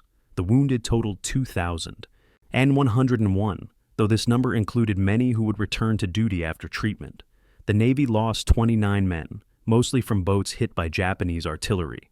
Total American casualties exceeded 3,000 out of roughly 20,000 in the assault force. The Japanese lost nearly their entire garrison, 4,800 men, with only 17 captured alive. The casualty ratio was favorable if you measured by body count. But that wasn't how the American public measured success. Public opinion polling during late 1943 showed disturbing trends for military planners. Gallup polls indicated that 19% of Americans thought the Pacific Campaign should be slowed or suspended to reduce casualties. This was a significant minority, but not large enough to force a change in strategy. What worried planners more was the trend line. Before Tarawa, only 9% favored slowing the Pacific Campaign. The doubling of anti-war sentiment after a single costly operation suggested that public support was fragile. If the next operation produced similar casualties, opposition might grow to 25 or 30%. At that level, political pressure would force strategic changes whether military leaders liked it or not. The Marines were in a race to prove that amphibious assault could be executed with acceptable casualties before public opinion turned decisively against the strategy. Admiral Turner's analysis in December 1943 focused on specific technical improvements that could reduce casualties at Kwajalein. Larger preliminary bombardment. Instead of 3 hours, use 3 days. More LVTs. Ensure that resupply can reach the beach regardless of reef conditions. Better intelligence. Conduct photo reconnaissance immediately before the assault to identify fortifications. Improved medical evacuation. Position hospital ships closer to the landing beaches with faster evacuation procedures. Each recommendation addressed a specific Tarawa failure. Collectively, they represented a commitment to learning from mistakes rather than repeating them. But the recommendations also assumed that the next target would be similar to Tarawa. What if Kwajalein was different in ways that made these improvements irrelevant? What if new problems emerged that hadn't been anticipated? The uncertainty was unavoidable. The timeline constraint for Kwajalein created enormous pressure on marine planners. The operation was scheduled for January 31st, 1944, only 10 weeks after Tarawa. This gave the 4th Marine Division, assigned to assault Roy Namur and Kwajalein Atoll, very little time to integrate Tarawa lessons. The division was newly formed, with many Marines who had never seen combat. They would be testing revised Amphibious Doctrine while simultaneously experiencing their first battle. The 2nd Marine Division, which had fought at Tarawa, was being sent to Kwajalein Island in the same atoll. They had combat experience, but were still recovering from their previous casualties. Neither division was optimally prepared, but the strategic timeline didn't allow for delays. Admiral Nimitz had committed to a rapid operational tempo, and changing that decision would signal weakness or lack of confidence in the doctrine. The Marines would have to make it work, ready or not. December 28, 1943. Military Planning Room, Pearl Harbor. Colonel Merritt Edson spreads photographs across the table. Reconnaissance images of Roy Namur Island in Kwajalein Atoll. The photos show Japanese fortifications similar to Tarawa, but in different configurations. Edson has been tasked with developing new assault tactics that will prevent another bloodbath. He's working with incomplete information under impossible time pressure, but he's also one of the most experienced Marine combat officers in the Pacific. His solution is counterintuitive. Instead of concentrating assault forces on a narrow front to achieve mass, spread them across a wider frontage. Wider spacing means individual Marines are more vulnerable, but it also means Japanese machine guns can't create the concentrated killing zones that made Tarawa so deadly. It's a calculated trade-off, accepting individual risk to reduce collective casualties. The tactical innovations Edson proposed required changes at every level of the assault organization. Instead of landing on a 100-yard frontage as Doctrine specified, the Marines would attack on a 200-yard front. This meant the assault waves would be thinner, with fewer men per yard of beach, but also harder for defenders to concentrate fire against. LVT usage would shift. Half would transport assault troops as planned, but the other half would provide suppressing fire from the water, using their mounted machine guns to shoot at Japanese positions during the final approach. This had never been tested in combat. The LVTs weren't designed as fire support vehicles, and their machine guns had limited range and accuracy. But suppressing fire, even if inaccurate, would force Japanese defenders to keep their heads down during the critical moments when Marines were most vulnerable. January 31st, 1944. Kwajalein Atoll, Roy Namur Island. The assault begins with a 3-day naval bombardment that delivers 10 times the ordnance used at Tarawa. Battleships and cruisers fire continuously, destroying visible fortifications and churning the island's coral sand into a moonscape. When the Marines land at 0830 hours, they encounter resistance but nothing like Tarawa's intensity. The wider assault frontage works as predicted. Japanese machine gunners can't cover the entire beach effectively. The LVTs providing suppressing fire force defenders to stay in their bunkers during the critical landing phase. Marines cross the beach and advance inland with casualties that are remarkably light compared to expectations. February 1st, 1944, noon. A Marine company commander, Captain James Crow, reports to his battalion headquarters that his company has advanced 300 yards with no casualties in the first hour. His radio message is skeptical, almost disbelieving. Either we got lucky or the doctrine changes actually work. The answer is both. The Marines are lucky that Roy Namur wasn't as heavily fortified as Tarawa. But they're also benefiting from tactical improvements developed specifically to address Tarawa's failures. The assault spacing prevents bunching. The suppressing fire keeps Japanese defenders from achieving the aimed fire that characterized Tarawa. The extended bombardment destroyed more positions than the brief Tarawa bombardment. Each factor contributes to the lower casualty rate. February 2nd, 1944. The 4th Marine Division secures Roy Namur after 2 days of combat. The island's Japanese garrison of approximately 8,000 troops fought with the same determination shown at Tarawa, but the improved American tactics prevented them from inflicting equivalent casualties.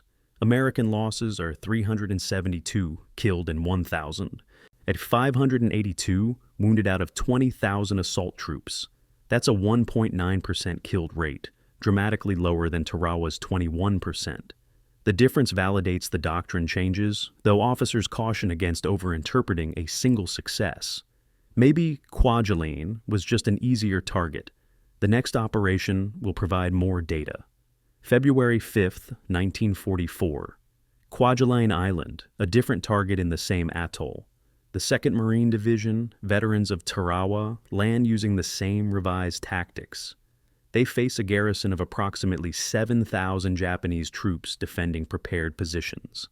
The assault follows the pattern established at Roy Namur. Wide frontage, suppressing fire from LVTs, extended preliminary bombardment. The Marines advance methodically, using flamethrowers and demolitions to destroy bunkers systematically rather than rushing forward. By evening, they've secured the southern portion of the island with acceptable casualties.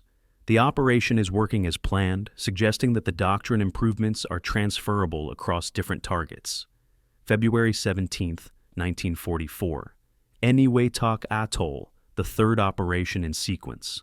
Marines from multiple divisions assault this target, testing whether the revised doctrine can be executed by units with varying experience levels. The garrison is smaller than previous targets, approximately 3,300 Japanese troops, but they're defending better terrain with more natural cover. The Marines land in advance using the established pattern. The assault is successful, with the island secured in 36 hours. American casualties are 195 killed and 405 wounded out of 3,300 assault troops. That's a 6% killed rate, higher than Kwajalein, but far below Tarawa. The variability in casualty rates between operations is concerning, but the trend is clearly positive. February 20th, 1944. Post-action report analysis at Pearl Harbor. Officers compile casualty statistics from 3 consecutive operations. Tarawa, 21% killed rate. Kwajalein, 1.9%. And Eniwetok, 6%. The average is approximately 10%, still high, but dramatically better than if all 3 operations had replicated Tarawa's results. The tactical innovations are working, though the degree of success varies by target. Naval officers note that the extended bombardment is consuming enormous quantities of ammunition, raising logistics concerns about sustaining this level of firepower for future operations. Marine officers counter that ammunition is cheaper than lives, a calculation that's morally obvious but strategically complex when you consider industrial production limits. The specific tactical innovations validated at Kwajalein and Eniwetok would become standard doctrine for the rest of the war. Assault wave width was permanently increased to 200 yards or more. LVT allocation was split between transport and fire support roles. Company assault groups were reduced from 180 to 150 men for easier control and dispersal. All platoon spacing was standardized at 50-yard intervals to prevent area weapons from decimating entire units. Smoke screens were deployed continuously during the assault approach, limiting Japanese visual acquisition of targets. Each change was modest individually, but collectively they transformed amphibious assault from a near-suicidal charge into a complex tactical operation with manageable risk. Intelligence improvement between Tarawa and Kwajalein was substantial and reflected lessons learned about the importance of accurate reconnaissance. Photo reconnaissance of Kwajalein was conducted days before the assault rather than the weeks, ensuring that defensive positions could be identified and targeted. The photos were analyzed by officers who had fought at Tarawa and understood what Japanese fortifications looked like from ground level. Specific bunkers were designated for destruction by naval gunfire, with spotters assigned to verify their elimination before the Marines landed. The improved intelligence didn't eliminate surprises, but it reduced them significantly. The Marines knew what they were attacking, which allowed for better planning and appropriate allocation of resources. Naval gunfire evolution between Tarawa and Kwajalein represented a fundamental shift in how the Navy supported amphibious operations. At Tarawa, Bombardment lasted 2.5 hours and delivered 3,000 tons of ordnance. At Kwajalein, bombardment lasted 3 days and delivered more than 15,000 tons. The extended duration allowed for systematic destruction of fortifications rather than random area bombardment, and forward observers landing with the assault troops could direct fire in real time, adjusting aim based on which positions were still operational. This coordination between Navy and Marines had never existed before Tarawa because nobody realized it was necessary. After Tarawa, it became standard practice, saving countless lives by ensuring that defensive positions were actually destroyed before Marines had to assault them. The question that emerged from these 3 consecutive operations was whether the casualty rate reduction was sustainable. Had the Marines finally solved the amphibious assault problem, or had they just encountered easier targets? Tarawa was heavily fortified and well defended. Kwajalein and Eniwetok were less prepared because the Japanese didn't expect attacks there so early in the campaign. What would happen when the Marines hit the next tier of targets, islands that Japan had months to fortify and reinforce? The Mariana Islands, scheduled for summer 1944, would provide the answer. Saipan, Guam, and Tinian were all being fortified heavily. Japanese leadership had designated them as critical defensive positions. The Marines would face their next major test within 4 months, and the results would determine whether the doctrine was truly sound or just effective against secondary targets. June 15, 1944, 0600 hours. 8 battleships, 12 cruisers, and 30 destroyers opened fire on Saipan's southern beaches. The bombardment is the largest of any Marine operation to date. 3 full hours of concentrated naval gunfire, delivering more than 20,000 tons of ordnance. The island, 14 miles long and 5 miles wide, disappears behind smoke and explosions. From the command ships offshore, it looks like nothing could survive such devastation. But intelligence reports suggest Saipan's Japanese garrison numbers more than 30,000 combat troops, plus 28,000 support personnel. They've had months to prepare defensive positions. The naval gunfire will destroy some fortifications, but not all. The Marines approaching in their landing craft know that this will be different from Kwajalein. Saipan is large enough that the Japanese can fight in depth, falling back to successive defensive lines rather than being trapped on a narrow beach. 8:30 hours. The first wave hits the beach, that 8,000 Marines from the 2nd and 4th Marine Divisions landing simultaneously on 4 designated beaches. The initial resistance is moderate, not light like Kwajalein, but not catastrophic like Tarawa. Marines advance inland using the doctrine refined over previous operations.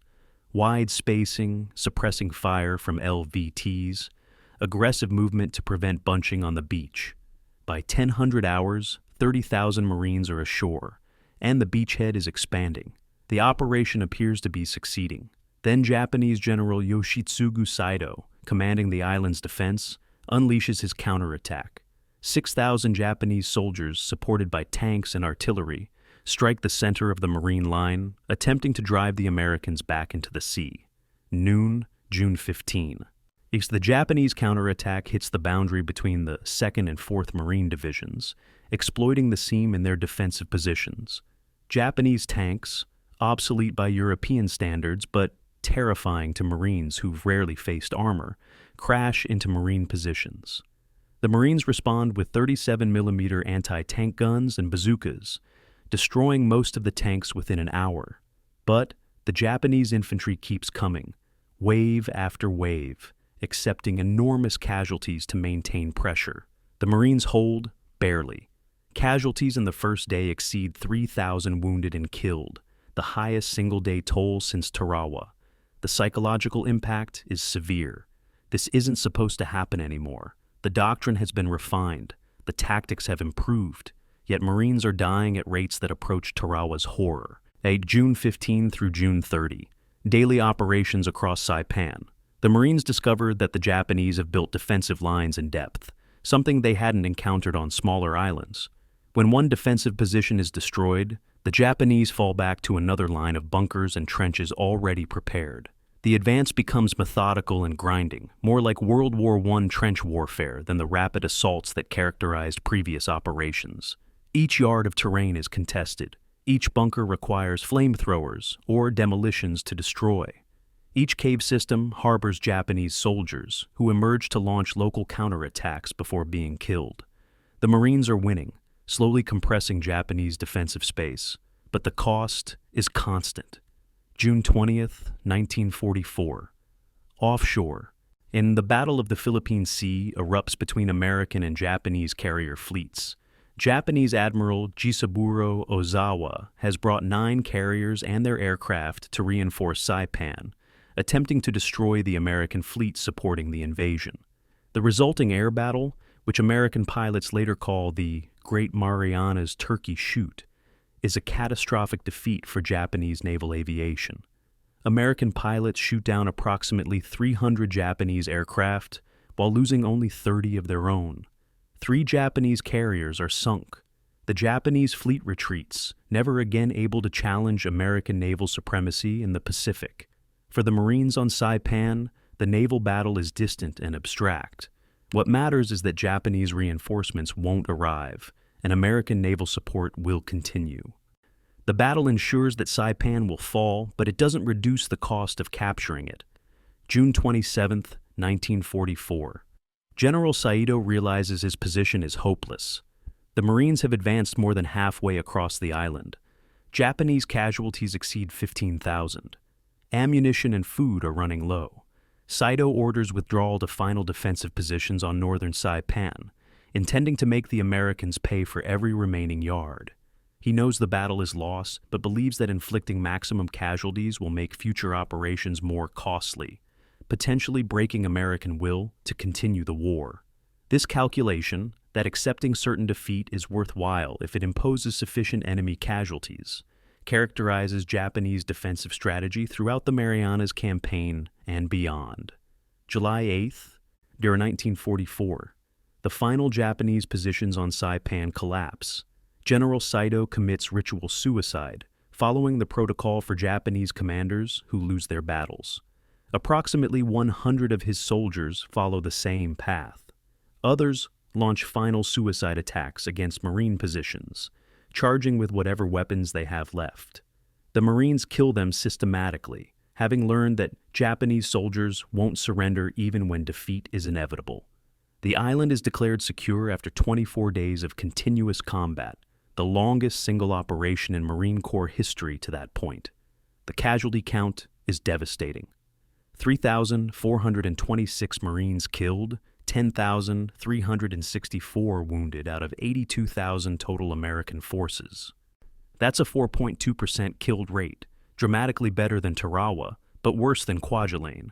The Japanese lost more than 24,000 killed out of their garrison of approximately 60,000 total personnel.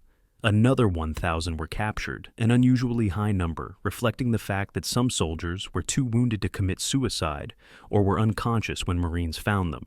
The kill ratio favored the Americans significantly, roughly 7 Japanese dead for every American killed. But the ratio provided cold comfort to Marines who had watched their friends die. The campaign demonstrated that even with improved tactics and overwhelming firepower, amphibious operations against heavily fortified positions would remain costly. The doctrine had been validated again, but the validation came at a price that raised questions about sustainability. General Holland Howling Mad Smith commanded the Saipan operation, earning his nickname through aggressive demands for offensive action. Smith believed that maintaining momentum was essential, that pausing to consolidate allowed the Japanese to prepare defenses for the next assault. His approach contrasted with General Ralph Smith, commanding the Army's 27th Infantry Division, which also fought on Saipan. Ralph Smith favored slower, more methodical advances that reduced casualties through careful preparation. The tension between the two generals, Marine aggressive versus Army cautious, reflected deeper cultural differences between the services. Holland Smith eventually relieved Ralph Smith of command for what he considered insufficient aggressiveness. The incident created inter-service friction that lasted for years and raised questions about whether the Marines' emphasis on aggressive action sometimes produced unnecessary casualties.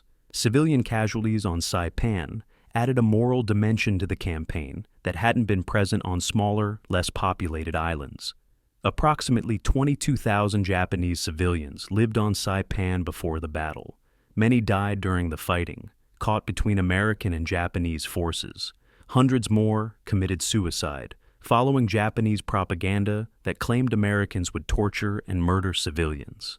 Marines watched in horror as Japanese families jumped from cliffs rather than surrender, at parents throwing children into the ocean before following them. These civilian deaths weren't the Marines' fault, but they contributed to the psychological toll of the campaign. War wasn't just killing enemy soldiers anymore. It was witnessing the destruction of an entire society that had been convinced that death was preferable to American occupation.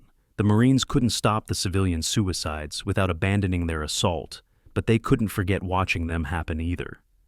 July 21st, 1944. Guam's beaches, 0830 hours. The 3rd Marine Division and 1st Provisional Marine Brigade land simultaneously on opposite sides of the Orote Peninsula. Guam is different from previous objectives because it was American territory before the war, captured by Japan in December 1941. The Marines are liberating their own colony, reclaiming territory that hadn't been defended adequately 3 years earlier. The psychological weight of this mission is significant. Failure at Guam wouldn't just be a tactical defeat. It would be abandoning American citizens a second time. The pressure to succeed regardless of cost influences command decisions throughout the operation. The landing at Guam encounters heavier resistance than expected. Japanese forces, numbering approximately 3,100 combat troops, had months to prepare defensive positions. They employ the same tactics used at Saipan: fortified bunkers, interlocking fields of fire, willingness to fight to the death. The Marines advance using their refined doctrine, but progress is measured in yards rather than miles. By nightfall on the first day, the beachhead is secure but shallow. The Marines haven't reached their planned objectives. Casualties are mounting. The operation is succeeding, but slowly and expensively. July 24th, 1944, afternoon. Marines advancing inland discover something that transforms the operation from military mission to revenge. American prisoners of war, held by the Japanese since Guam's capture in 1941, have been executed. 17 Americans killed shortly before the Marines arrived, murdered because Japanese commanders didn't want to deal with prisoners during combat. The Marines who find the bodies are furious. Some want to stop taking Japanese prisoners, to kill every enemy soldier, regardless of whether they try to surrender. Officers have to enforce discipline and remind their men that executing prisoners is a war crime, and that the Americans are supposed to be better than that. But the discovery changes the psychological dynamic of the operation. This isn't just combat anymore. It's personal. July 30th, 1944. Guam is declared secure after 9 days of continuous fighting. The casualty count is 1,290 Marines killed, 5,646 wounded out of 12,000 assault troops. That's a 10.7% killed rate, significantly higher than Kwajalein, but still below Tarawa.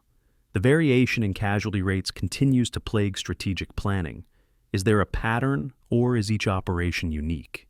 The Marines are winning consistently, but at costs that vary dramatically between operations. Yet the unpredictability makes it impossible to provide accurate casualty estimates for future assaults, which creates political problems when Congress and the public demand to know what to expect. The liberation of Guamanian civilians partially offsets the campaign's cost. Approximately 21,000 Guamanians had been living under Japanese occupation for 3 years. They greet the Marines as liberators, providing intelligence about Japanese positions and celebrating American victory. But 800 of these civilians were executed by Japanese forces during the occupation, killed for suspected collaboration with American intelligence or simply as examples to maintain control. The Marines learn about these atrocities through survivor testimony, adding another layer of moral complexity to the campaign. They're not just fighting to capture territory, they're fighting to end occupation and prevent further atrocities.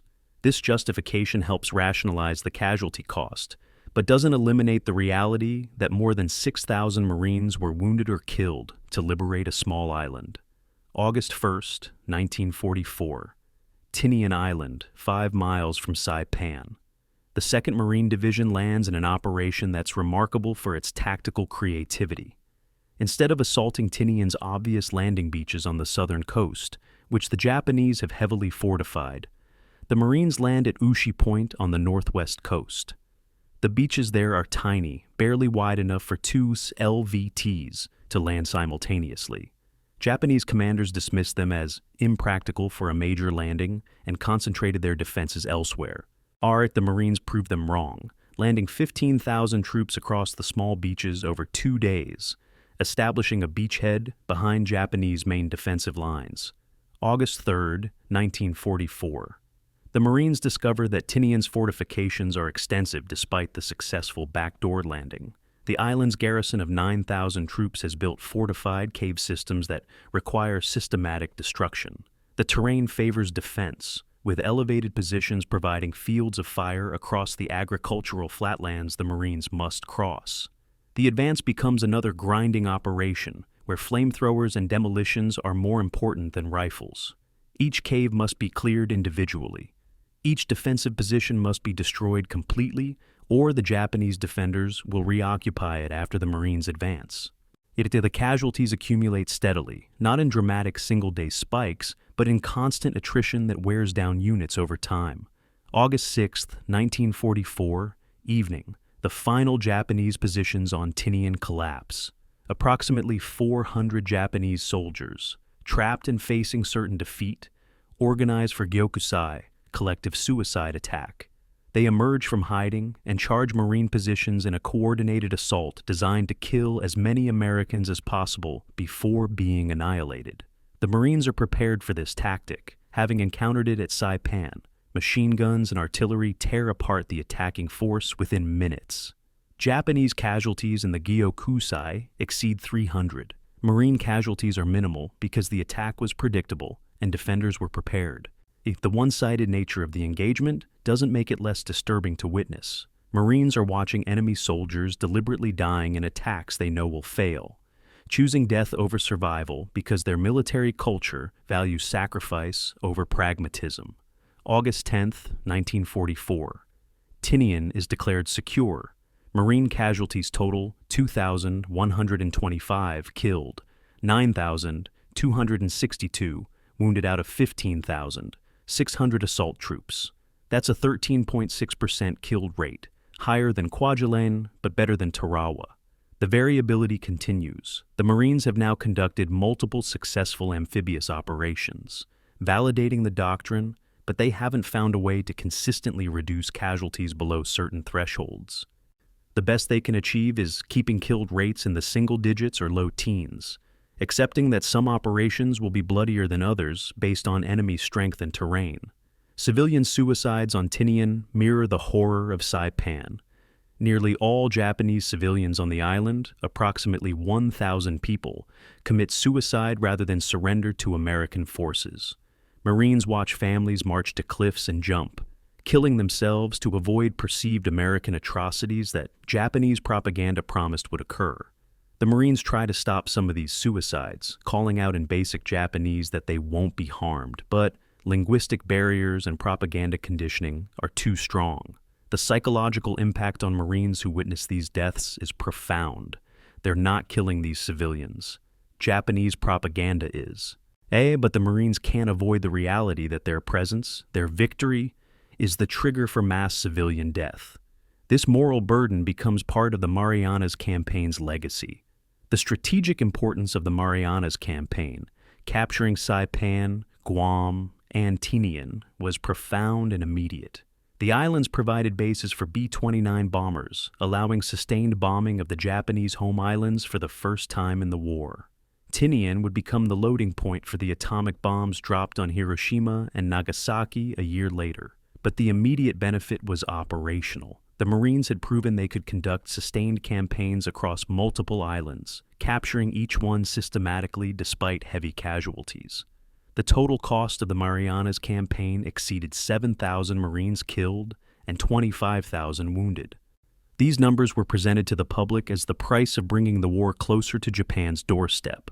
The public accepted the cost, barely, but support was eroding. Each new casualty list raised questions about whether there was an alternative to amphibious assault, whether the Marines could find a less expensive way to accomplish their mission. The answer, as the next operation would demonstrate, was no. Some missions simply required paying the full price in blood. August 15, 1944. Pentagon War Room, Washington, D.C. Admiral Ernest King spreads reconnaissance photographs across the conference table, images of Iwo Jima and Okinawa showing Japanese construction crews building fortifications. King's proposal is direct: continue the Central Pacific Drive toward these islands, bypassing the Philippines entirely. General Douglas MacArthur, participating by secure telephone from his headquarters in Brisbane, argues the opposite case. The Philippines must be liberated, not bypassed. American prestige demands it. MacArthur personally promised to return when he evacuated in 1942. The debate isn't really about military strategy. It's about ego, command authority, and competing visions of how America should fight the war. President Roosevelt will have to decide between his two most prominent commanders, choosing a path that will define the war's final year. The strategic alternatives were genuinely different, not just cosmetic variations. King's approach would send Marines directly to Iwo Jima in December 1944, then to Okinawa in spring 1945. From Okinawa, the American forces could invade southern Japan by summer 1945, potentially ending the war before the end of the year. This was the fastest route to Tokyo, the most direct application of island-hopping strategy. But it required bypassing the Philippines, leaving 17 million Filipinos under Japanese occupation, abandoning MacArthur's promise to return. MacArthur's approach would invade the Philippines in October 1944, liberating the islands before proceeding to Iwo Jima and Okinawa. This added 4 to 6 months to the timeline, but fulfilled political and moral obligations. The choice wasn't obviously right or wrong. Both approaches had strategic merit and significant costs. August 25, 1944. War Department strategy session with President Roosevelt presiding. MacArthur presents his case. The Philippines are strategically important because they sit astride Japanese supply lines to Southeast Asia. Liberating them would cut Japan off from oil, rubber, and other resources necessary for continuing the war. King counters that Japan is already losing access to these resources through submarine warfare and air attacks. The Philippines' liberation would be symbolically important, but strategically redundant. Roosevelt listens to both arguments, aware that his decision will affect hundreds of thousands of American lives. He's also aware that MacArthur has political support in Congress and with the public. Antagonizing MacArthur could create domestic political problems.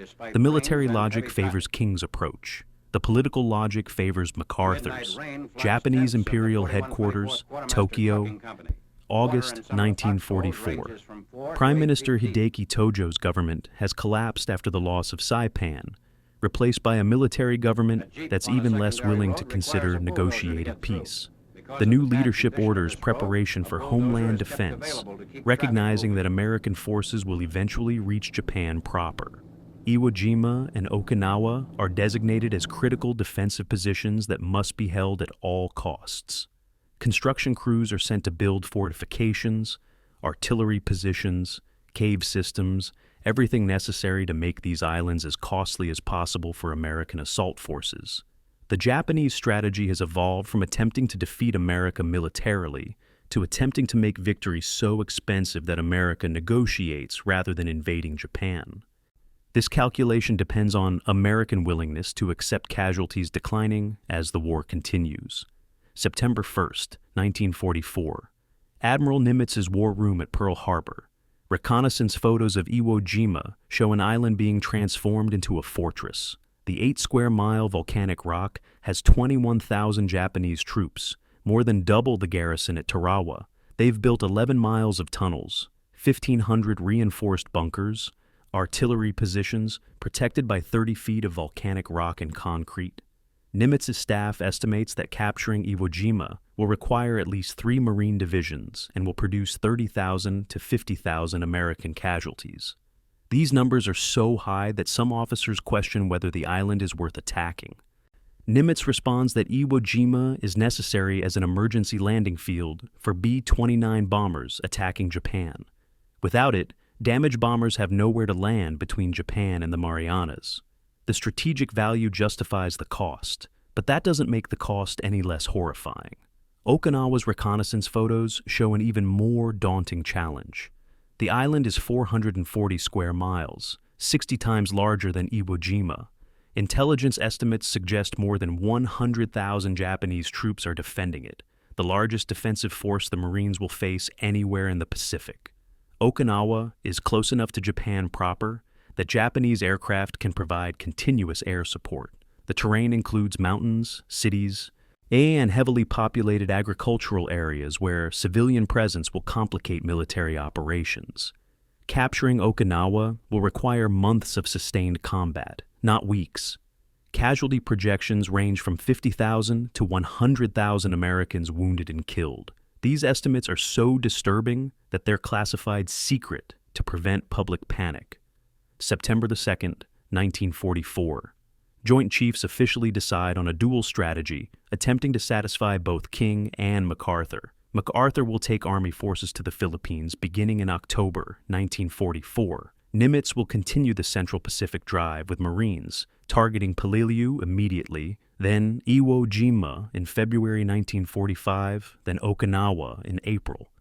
This compromise splits American resources between two campaigns, but preserves command relationships and satisfies political considerations.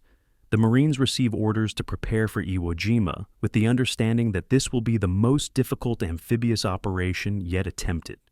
Everything learned from previous operations will be necessary, and it still might not be enough. Camp Lejeune, September 1944. Marines begin specialized training for volcanic island assault based on Iwo Jima intelligence. The training emphasizes cave warfare, using flamethrowers and demolitions in confined spaces. Marines practice coordinating infantry assaults with tank support, necessary because Iwo Jima's terrain will allow armor to operate effectively for the first time in the Pacific. They train for sustained combat without clear front lines, preparing for an environment where Japanese defenders will emerge from tunnels behind American positions. The training is grimmer than previous preparations because everyone understands that Iwo Jima will be the hardest fight yet. Veterans of Tarawa and Saipan tell new recruits that those battles will seem easy compared to what's coming. The atomic bomb program, known only to a handful of senior officials, has reached its critical phase. The first test device is being assembled in Los Alamos, New Mexico, with the test scheduled for summer 1945. President Roosevelt has authorized use of atomic weapons against Japan if they're ready before the war ends. The existence of this weapon changes the strategic calculus in ways that military planners don't yet understand. If atomic bombs work as scientists predict, they might make the planned invasion of Japan unnecessary. But in September 1944, nobody knows whether the weapons will function, whether they'll be ready in time, or whether they'll be powerful enough to force Japanese surrender. The Marine Corps must plan as if the invasion of Japan will be necessary, as if Iwo Jima and Okinawa are stepping stones to an even bloodier campaign on the Japanese home islands. B-29 bomber operations from the Marianas begin in earnest during autumn 1944. The massive aircraft, capable of carrying 10 tons of bombs over 1,500 miles, strike Japanese cities and industrial targets. But the B-29s face a critical vulnerability. The distance between the Marianas and Japan means damaged aircraft can't reach friendly bases. Dozens of B-29s crash into the Pacific when mechanical problems or battle damage prevent them from completing the return flight. Iwo Jima, positioned halfway between Japan and the Marianas, would provide an emergency landing field that could save these aircraft and their crews. This justification for capturing Iwo Jima becomes central to planning documents. The island's value isn't just military. It's about saving American airmen who would otherwise die in the ocean. Marine Corps role definition for the war's final phase becomes explicit during September planning sessions. Nimitz formally requests 5 Marine divisions for Iwo Jima. 3rd, 4th, and 5th would conduct the assault, with 1st and 2nd held in reserve. This represented every available Marine division in the Pacific. The Corps would be committing its entire combat strength to a single operation. If Iwo Jima failed catastrophically, if casualties were so high that Marine divisions became combat ineffective, there would be no reserves available for subsequent operations. The institutional risk was total, but the strategic necessity was also clear. Iwo Jima had to be captured, and only the Marines had the doctrine and experience to attempt it. The weight of the entire Pacific strategy rested on whether the Marines could deliver one more time against the hardest target yet, with acceptable casualties. September 1944 ended with that question unanswered and the clock counting down to February's assault.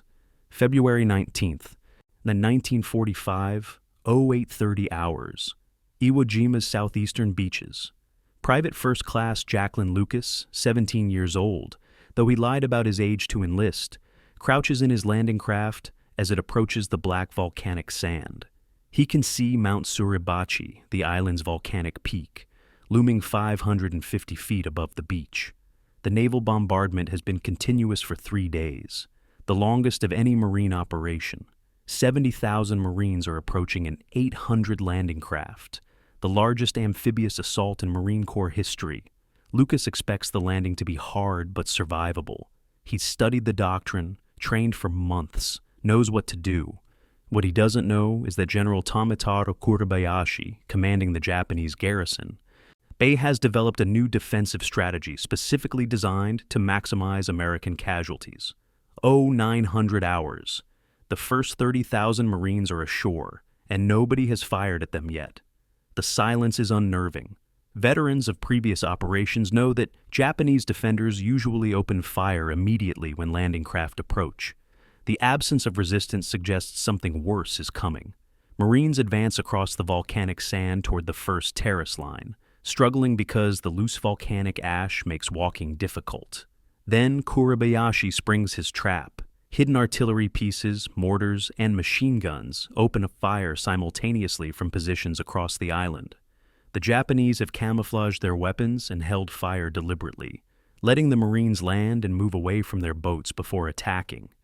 Now the Americans are trapped on the beach with no cover, no fortifications, completely exposed to concentrated fire from positions they can't see. 1,000 hours. Casualty count from the first hour. 2,400 Americans wounded or killed out of 30,000 landed. That's an 8% casualty rate in 60 minutes, the highest single-hour rate of any Marine operation in history. The beach is chaos. Wounded men lie in the volcanic sand, medics trying to treat them while still under fire. Landing craft continue delivering fresh waves of Marines, who immediately come under artillery fire. The volcanic ash that makes walking difficult also makes digging impossible, the loose sand collapsing before Marines can create protective positions. Officers realize that the doctrine has failed to anticipate this scenario. The landing isn't the problem. The beach itself is the killing zone. Marines must advance inland immediately or die where they landed. February 19th, afternoon. General Holland Smith, observing from the command ship offshore, receives casualty reports and understands that Iwo Jima is different. The naval bombardment, which was supposed to destroy Japanese defenses, accomplished almost nothing. Kuribayashi built his fortifications 30 feet underground, protected by volcanic rock and concrete that naval shells couldn't penetrate. The Japanese artillery remained silent during the bombardment, hidden in caves, preserving their guns for the moment when Marines would be most vulnerable. Smith realizes the battle will last longer and cost more than any previous operation. He orders continued aggressive assault despite casualties, and believing that momentum must be maintained, or the Japanese will consolidate defenses and make the battle even more expensive. February 23rd, 1945. Mount Suribachi. After 4 days of fighting, 2nd Battalion, 28th Marines reaches the summit. A 40-man patrol led by Lieutenant Harold Schreer plants an American flag at 10:20 hours. The flag is small, barely visible from the beaches below.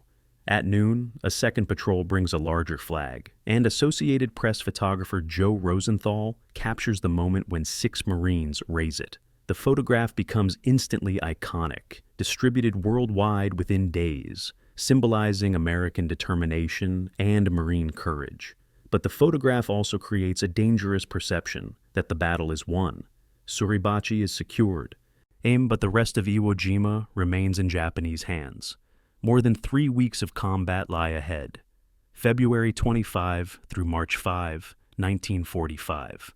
The plateau positions on northern Iwo Jima become a grinding war of attrition.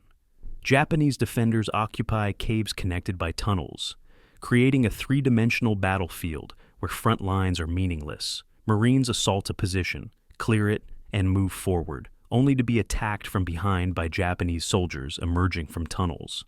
Every cave must be destroyed individually, using flamethrowers to burn out defenders or demolitions to collapse entrances. Progress is measured in yards per day. Casualties accumulate steadily. Marines become exhausted, not from single dramatic battles, but from weeks of continuous combat without rest. The cave systems on Iwo Jima were more sophisticated than anything Marines had encountered previously. The Japanese built 1,500 reinforced bunkers connected by 11 miles of tunnels. Artillery positions were carved into volcanic rock with multiple firing ports, allowing guns to shoot from different positions while remaining protected. Storage areas, command posts, hospitals, and living quarters were all underground. The entire garrison could survive indefinitely without surfacing. Marines had to fight for each position separately because destroying one bunker didn't affect others. The scale of the fortifications revealed how seriously Japan took the defense of Iwo Jima and suggested that future operations against Okinawa and the Japanese home islands would be even more costly. March 9th, morning. General Kuribayashi, recognizing that his position is hopeless but determined to inflict maximum casualties, orders final suicide charges.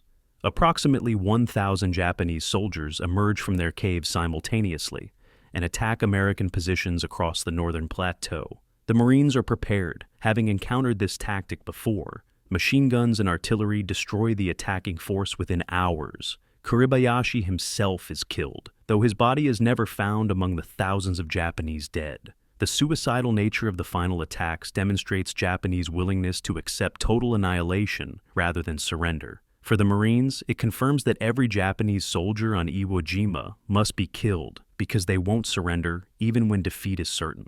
March 16th, 1700 hours. Iwo Jima is declared secure after 36 days of continuous combat, the longest Marine battle to date. The casualty count is catastrophic. 6,812 Marines killed, 19,217 wounded out of 70,000 assault troops. That's a 9.7% killed rate and a 35.2% total casualty rate. 1 in 3 Marines who landed on Iwo Jima became a casualty. Japanese casualties were nearly complete. 20,703 killed, 212 captured, 1,083 confirmed suicides.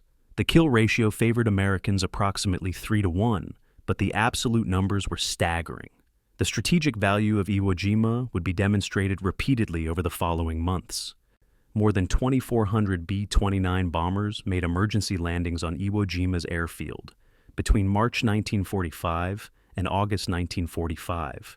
Each aircraft carried 10 to 12 crew members. Without Iwo Jima, most of these aircraft would have crashed into the Pacific, killing their crews. The island saved an estimated 25,000 American airmen's lives. This justification was presented to the public and Congress to rationalize the cost of capturing Iwo Jima. The mathematics were brutal but defensible. 6,800 Marines died to save 25,000 airmen. But this calculation ignored the wounded Marines, the psychological casualties, the families destroyed. It reduced human life to strategic arithmetic. Medal of Honor recipients at Iwo Jima totaled 27, more than any previous battle in American military history. 13 were Marines, awarded for actions ranging from throwing themselves on grenades to save squad mates to leading suicidal charges against fortified positions. 5 of the Marines who raised the flag in Rosenthal's photograph became casualties later in the battle. 3 killed, 2 wounded. The high Medal of Honor count reflected both the battle's intensity and the level of individual sacrifice required to overcome Japanese defenses. Every Marine on Iwo Jima witnessed heroism that would have earned medals in previous wars, but was considered routine in this battle because the circumstances demanded it. Commandant Alexander Vandegrift's assessment of Iwo Jima was carefully worded but fundamentally honest. In official statements, he called it the greatest battle in Marine Corps history by virtue of its intensity and casualties. In private communications with other senior officers, he expressed concern that amphibious assault had reached the point of diminishing returns. If every major operation produced casualty rates approaching 40%, the Marine Corps couldn't sustain the operational tempo required to defeat Japan. The personnel pipeline couldn't produce trained replacements fast enough. The American public wouldn't accept indefinite continuation of such costly operations. Vandegrift knew that Okinawa was scheduled for April and would be larger than Iwo Jima. He also knew that if Okinawa produced similar casualty rates, the amphibious strategy might have to be abandoned in favor of alternatives nobody wanted to contemplate. The psychological impact of Iwo Jima on surviving Marines was profound and permanent. Veterans described the battle as hell, a word they used literally rather than metaphorically. The volcanic terrain, the constant artillery fire, the underground fortifications that made progress invisible, the accumulation of bodies that couldn't be evacuated during combat, all combined to create an environment of sustained horror. Many Marines developed what would later be called post-traumatic stress disorder, though in 1945 it was just called combat fatigue and treated with rest and return to duty. The institutional culture didn't acknowledge psychological casualties as equivalent to physical wounds. Marines who broke down psychologically were often seen as weak rather than injured. This attitude persisted for decades, leaving thousands of Iwo Jima veterans without adequate treatment for mental health problems that would haunt them for life. April 1st, 1945, 0800 hours. Okinawa's southern beaches. 140,000 American troops land in the largest amphibious operation of the Pacific War. 60,000 are Marines from 1st, 2nd, and 6th Marine Divisions. 80,000 are Army soldiers from 4 divisions.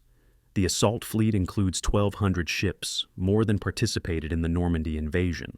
Private Eugene Sledge, 1st Marine Division, approaches the beach expecting carnage similar to Iwo Jima.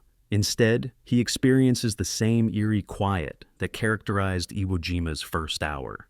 The beaches are undefended. Marines advance 15,000 yards inland on the first day without encountering serious resistance. Officers are suspicious. This doesn't match intelligence estimates suggesting heavy Japanese presence. The answer becomes clear within days. The Japanese aren't defending the beaches. They're defending the interior, prepared to fight a prolonged campaign that will bleed American forces through attrition. April 4th, 1945. The Marines encounter the first defensive line in central Okinawa.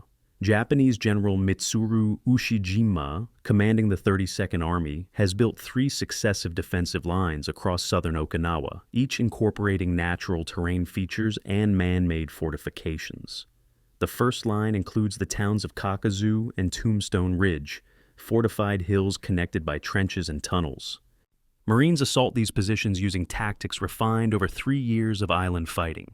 They advance under covering fire, use flamethrowers and demolitions to destroy bunkers, coordinate with artillery and air support. But the Japanese defenders are well-trained and heavily armed. Progress is measured in yards, casualties accumulate steadily. This isn't the rapid advance that characterized earlier operations. This is positional warfare, reminiscent of World War I's Western Front. May 3rd through 4th, 1945, General Ushijima launches a major counterattack, his last organized offensive operation. Approximately 5,000 Japanese troops strike American positions along multiple points of the defensive line. The attack is coordinated with artillery and mortar fire, that's suggesting that Japanese forces retain more combat power than American intelligence estimated. Marines and Army soldiers repel the attack using machine guns, artillery, and air support. Japanese casualties exceed 5,000 in 2 days, a catastrophic loss that Ushijima can't replace.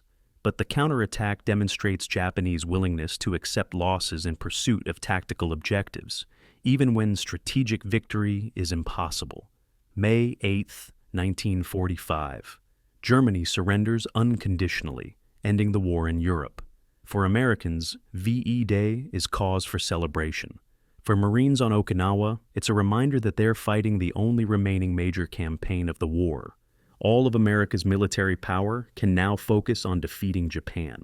But that also means the pressure to finish the Okinawa campaign intensifies. Political leaders want quick victory to capitalize on the momentum of Germany's defeat. Military leaders know that Okinawa can't be rushed without accepting even higher casualties. The tension between political demands for speed and military reality of slow grinding progress creates friction at every command level. May 10, 1945.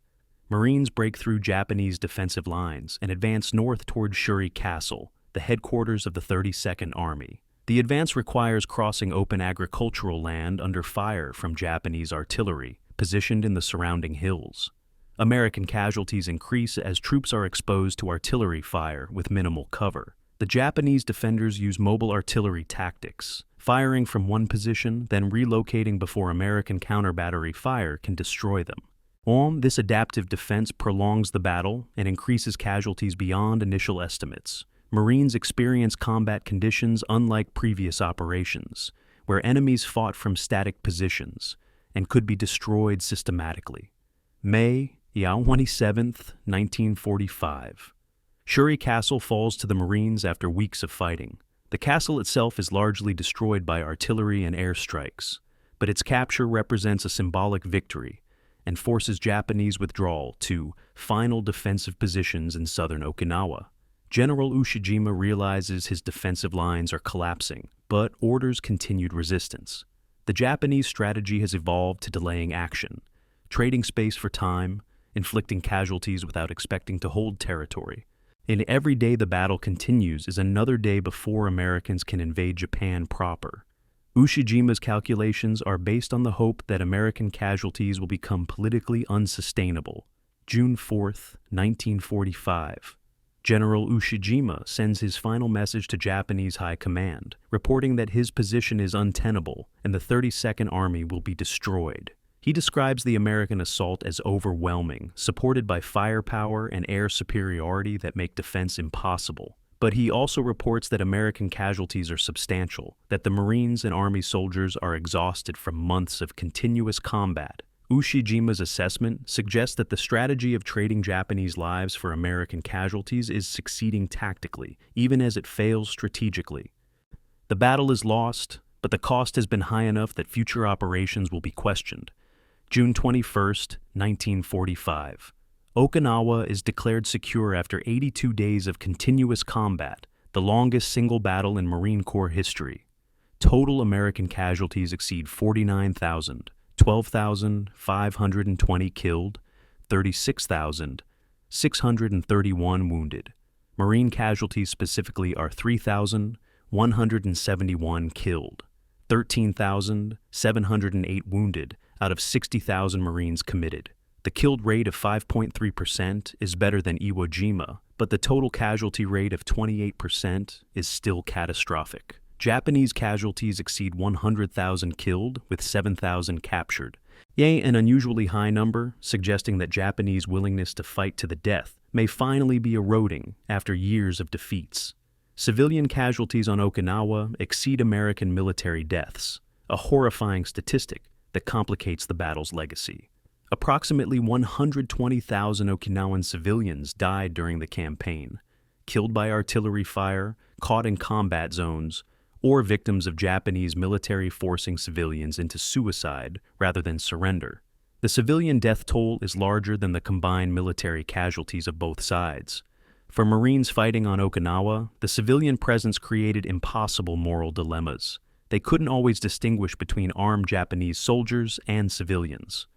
They couldn't prevent Japanese forces from using civilian populations as shields or killing civilians who tried to surrender. The psychological burden of fighting in a populated area added to the combat stress that was already breaking down many Marines after months of sustained operations. The rainy season in late May and early June 1945 nearly halted operations entirely. Rainfall turned the battlefield into thick mud that made movement difficult and vehicle operation impossible. Artillery pieces sank into mud and couldn't be repositioned. Wounded Marines lay in water-filled shell craters waiting for evacuation. The constant wetness caused foot rot and other medical problems that degraded unit combat effectiveness. The rainy season extended the campaign by at least 2 weeks, adding to casualties and exhaustion. Weather, something that couldn't be controlled or predicted accurately, proved as challenging as enemy resistance. Air support integration during Okinawa represented the peak of Marine Corps close air support doctrine. Marine aircraft provided continuous support to ground troops, attacking Japanese positions identified by forward observers. The coordination between air and ground forces was smoother than in any previous operation, reflecting 3 years of experience and doctrine refinement. But even with superior air support, progress remained slow and costly. The realization that even optimized tactics couldn't prevent high casualties in certain environments raised fundamental questions about whether amphibious assault could continue to be the primary American strategy for the rest of the war. The atomic bomb context for Okinawa's high casualties became clear only after the war ended. The battle convinced Joint Chiefs of Staff that invading the Japanese home islands would produce unacceptable American casualties. Estimates range from 500,000 to 1 million Americans killed and wounded in operations to capture Kyushu and Honshu. These projections were based directly on Okinawa casualty rates extrapolated to larger operations against more heavily defended territory. The atomic bombs dropped on Hiroshima and Nagasaki in August 1945 were partially justified by the desire to avoid another Okinawa-scale bloodbath. Whether this justification was accurate remains debated. But the decision-makers in summer 1945 believed that conventional invasion would be catastrophically expensive based on Okinawa's example.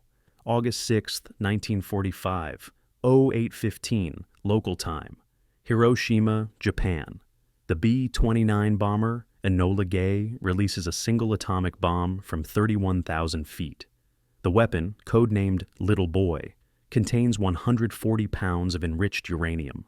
43 seconds after release, at 1,900 feet above the city, the weapon detonates with a yield equivalent to 15,000 tons of TNT.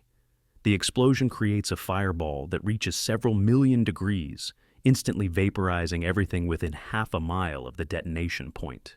The blast wave demolishes buildings across 4 square miles. Thermal radiation causes fires that merge into a firestorm. Within hours, 70,000 people are dead. By year's end, radiation sickness will increase the toll to 140,000.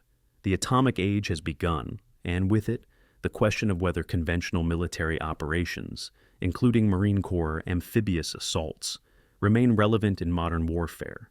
The Enola Gay took off from Tinian Island, the same island Marines captured in August 1944, at the cost of more than 11,000 casualties. The atomic bomb's deployment from a Marine-captured base created a direct connection between amphibious doctrine and nuclear warfare. The Marines had paid in blood for the ability to strike Japan with weapons that made further Marine operations unnecessary.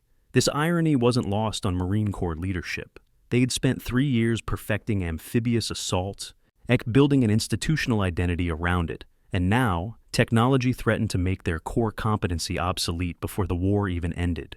August 8, 1945. Soviet Union declares war on Japan and invades Manchuria with the Soviet Far Eastern Army, approximately 1.6 million troops. The invasion crushes Japanese forces in China within days, demonstrating that Japan faces enemies on multiple fronts with no hope of successful defense. The Soviet entry into the war changes diplomatic calculations in Tokyo. Japanese leaders had hoped to negotiate peace through Soviet mediation.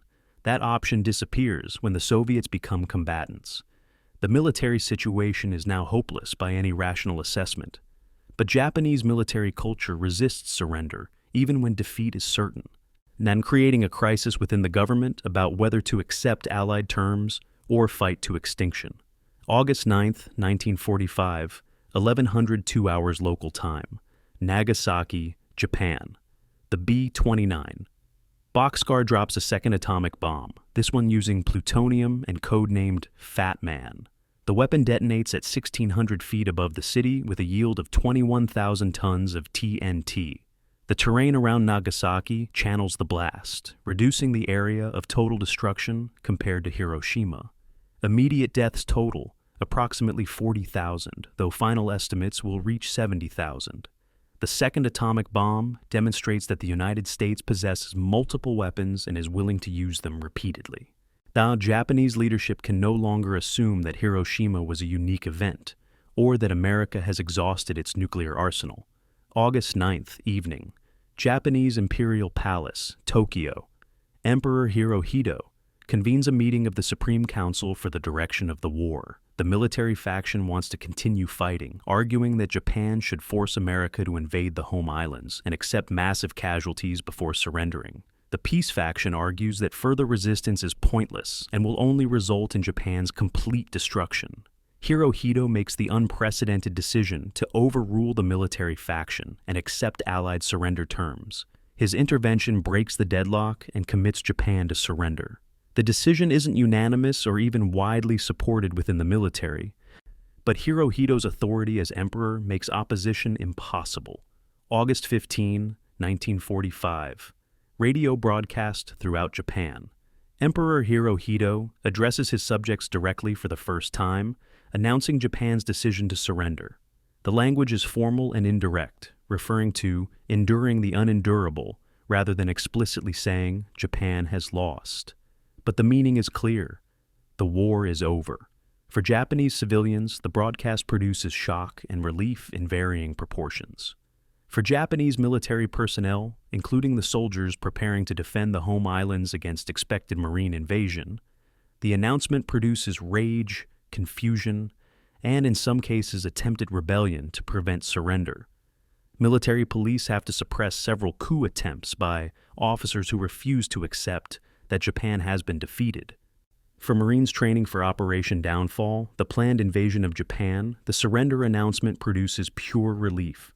The 2nd and 5th Marine Divisions were designated as assault troops for Operation Olympic, the invasion of Kyushu, scheduled for November 1st, 1945. Intelligence estimates suggested that Kyushu was defended by 300,000 Japanese troops with extensive fortifications. Marine casualties were projected at 40,000 to 50,000 for Olympic alone, with potentially 100,000 more for Operation Coronet. The invasion of Honshu planned for March 1946. These estimates, based on Iwo Jima and Okinawa casualty rates, suggested that the Japanese Home Islands campaign would be the bloodiest operation in Marine Corps history. The atomic bombs and Japanese surrender eliminated that necessity entirely. August 30th, 1945. General Douglas MacArthur arrives in Japan to oversee the occupation. Marines from the 4th Regiment land at Yokosuka Naval Base to secure the area before MacArthur's arrival. This is the first time American Marines set foot on Japanese home territory as anything other than prisoners of war. The Marines arrive prepared for resistance, but Japanese military forces have accepted the Emperor's surrender order and don't oppose the occupation. The contrast with the fanatical resistance encountered on every Pacific island is striking. Japanese soldiers who would have fought to the death on Iwo Jima or Okinawa now follow orders to surrender peacefully. The difference suggests that Japanese combat behavior was culturally conditioned rather than individually chosen, that surrender became acceptable only when ordered by proper authority. September 2nd, 1945, 0900 hours. USS Missouri, anchored in Tokyo Bay. The formal Japanese surrender ceremony includes representatives from all Allied nations that fought against Japan. A 10-man Marine contingent participates in the ceremony, representing the service that conducted the amphibious operations that brought American forces to Japan's doorstep. General MacArthur accepts the Japanese surrender document, officially ending World War II. The ceremony is brief and emotionless, both sides maintaining formal military dignity. For the Marines present, the ceremony represents vindication of 3 years of combat and validation of Amphibious doctrine that took the Americans from Guadalcanal to Tokyo Bay. Demobilization begins immediately after the surrender. The Marine Corps, which peaked at nearly 600,000 personnel in 1945, begins releasing men as quickly as the transportation system allows. Priority goes to those with longest service and most combat experience. The veterans of Guadalcanal, Tarawa, Iwo Jima, and Okinawa are among the first discharged, returning to civilian life with physical scars and psychological trauma that will last decades. The Marine Corps faces an institutional challenge: how to maintain size and capability while losing its most experienced personnel. The solution involves slowing discharge of key personnel while recruiting new Marines, but the transition is chaotic and incomplete. Occupation assignments for Marines include strategic locations across the Pacific and Asia. The 1st Marine Division is assigned to Tsingtao, China, to accept Japanese surrender and maintain order during the transition to Chinese control. The 2nd Marine Division deploys to southern Korea to oversee Japanese withdrawal and prevent Soviet expansion into the peninsula. The 6th Marine Division remains in China supporting nationalist forces. These occupation duties are dramatically different from combat operations, requiring diplomatic skills and restraint rather than aggressive assault tactics. Many Marines find the transition difficult, having spent years training to attack and now being asked to keep peace. The calculated casualty avoidance from Japan's surrender exceeded even optimistic projections. Operation Olympic alone was estimated to produce 40,000 to 50,000 American casualties for the Kyushu invasion. Operation Coronet might have added another 100,000. Subsequent operations to fully occupy Japan could have increased the total to 500,000 American casualties or more over 18 to 24 months of combat. The atomic bombs and Japanese surrender eliminated this entire casualty list. Whether this justification for using atomic weapons is morally acceptable remains debated, but for Marine Corps planners in August 1945, the calculation was straightforward. Atomic weapons saved tens of thousands of Marine lives by making the invasion unnecessary. The Soviet invasion of Manchuria had strategic impacts beyond its immediate military success. Stalin's declaration of war eliminated any possibility that Japan could negotiate peace through Soviet mediation. The speed of the Soviet advance demonstrated that Japanese forces in China were incapable of effective resistance. Combined with the atomic bombs, the Soviet invasion created a two-front crisis that made continued Japanese resistance strategically impossible. For the Marines, the Soviet entry into the war meant that occupation duties would include managing competition with Soviet forces in Korea and northern China, beginning tensions that would characterize the Cold War era. September 12th, Op. 1945, Pentagon War Room, Washington, D.C. A team of statisticians compiles final casualty figures from Marine Corps operations across all theaters of World War II. The numbers are organized by operation, by theater, by cause of death, by unit. The ledger is comprehensive and horrifying. Every number represents an individual Marine who died or was wounded in service. Behind each statistic is a family that received a telegram, a funeral conducted somewhere in America, a life interrupted or ended. The statisticians work mechanically, understanding that their job is accounting, not mourning. But the sheer scale of the numbers makes emotional detachment impossible. By the time they finish, the total casualty count exceeds 92,000 Marines, roughly 15% of everyone who served in the Corps during the war. Casualty notification offices across America continue operating months after the war ends.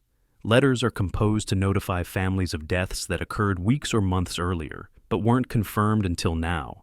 Each letter is personally signed by the commandant, though in practice, junior officers forge the signature because signing 92,000 letters personally would be impossible. The letters follow a template. The commandant of the Marine Corps has asked me to inform you that your son... The phrasing varies slightly based on circumstances of death, but the core message is identical. The families receiving these letters already suspected or knew their loved ones were dead, having stopped receiving mail months ago. The official notification provides legal confirmation and triggers survivor benefits. Thus, but it doesn't lessen the grief. Arlington National Cemetery, autumn 1945. Military funerals are conducted daily, sometimes multiple ceremonies simultaneously. The cemetery expands to accommodate war dead, adding new sections specifically for World War II casualties. Marines are buried alongside soldiers, sailors, and airmen. their headstones identical white marble markers arranged in the perfect rows. The uniformity is deliberate, suggesting that all who died in service are equal regardless of rank or service branch. But the Marines' headstones include the eagle, globe, and anchor emblem, maintaining institutional identity even in death. Families who can afford travel attend the funerals. Those who can't receive folded flags and empty ceremonies at home, a household scene, repeated in thousands of variations across America. A mother hangs a Gold Star service flag in her window, indicating that her son died in military service. The flag is small, 10 inches by 14 inches, but it's visible from the street, announcing to neighbors that this family paid the ultimate price. The mother, perhaps in her 40s, has other children and a husband, but the Gold Star represents something irreplaceable. She joined the Gold Star Mothers Organization, a group that grew to more than 1 million members during the war. The organization provides community and support, but it can't replace what was lost. The Gold Star flag will hang in the window for years, a permanent memorial. War Department press briefing. October 1945. Official casualty figures are released to the public for the first time. Total Marine Corps casualties for World War II across all theaters: 24,511 killed, 68,207 wounded. Combined total, 92,718 casualties.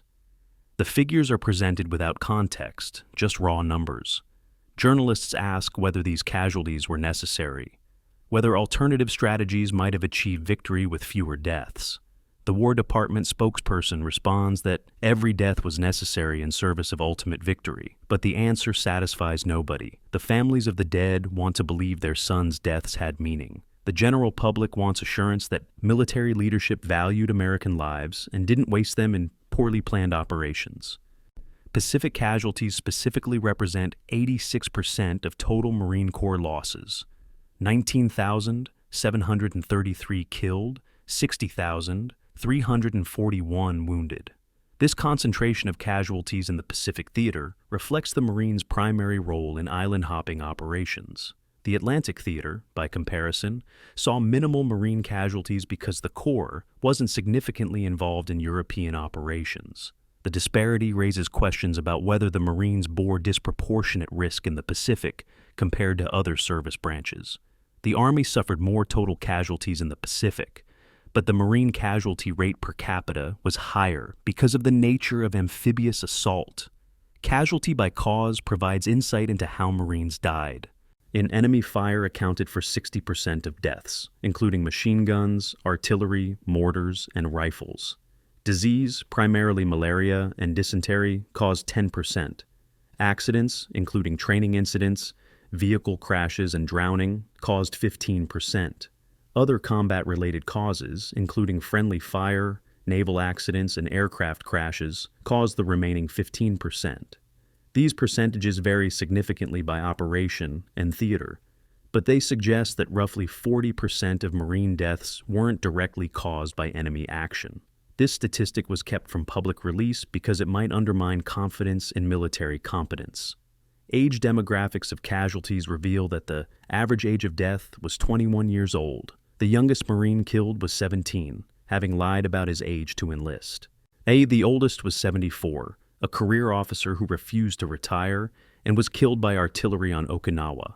The age distribution clusters heavily between 18 and 24, reflecting the reality that the Corps recruited primarily young men. These weren't middle-aged professionals with families and established careers. They were boys becoming men through combat, and approximately 25,000 never completed that transition. The youth of the casualties made their deaths particularly tragic in public perception. Medal of Honor recipients include 22 posthumous awards and 8 to living Marines. The posthumous awards represent situations where Marines performed actions so heroic that they died in the process. Common citations include throwing themselves on grenades to save squad mates, any continuing to fight while mortally wounded to allow unit withdrawal, or leading assaults against heavily defended positions that killed the leaders but achieved objectives. The 8 living recipients survived circumstances that should have killed them, demonstrating heroism equivalent to those who died, but having the fortune or skill to survive. The Marines who received Medals of Honor represent a tiny fraction of those who performed similar acts without recognition, because heroism in Marine combat was so common that only the most extraordinary actions received official acknowledgement. Gold Star Mothers organization grew from a small group of World War I veterans' mothers to more than 1 million members during World War II. The organization provided mutual support, advocated for veterans' benefits, and participated in memorial ceremonies. For many mothers, the organization was the only space where their grief was understood and validated. American culture in 1945 expected stoic acceptance of war losses, patriotic pride in sons' sacrifice. The Gold Star mothers could acknowledge the complexity of their feelings, pride mixed with rage, patriotism mixed with grief, acceptance mixed with questions about whether the deaths were truly necessary. The organization became politically powerful, using collective action to pressure Congress for improved veterans' benefits and military accountability. Casualty comparison between services showed that the Marine Corps suffered the highest casualty rate per capita.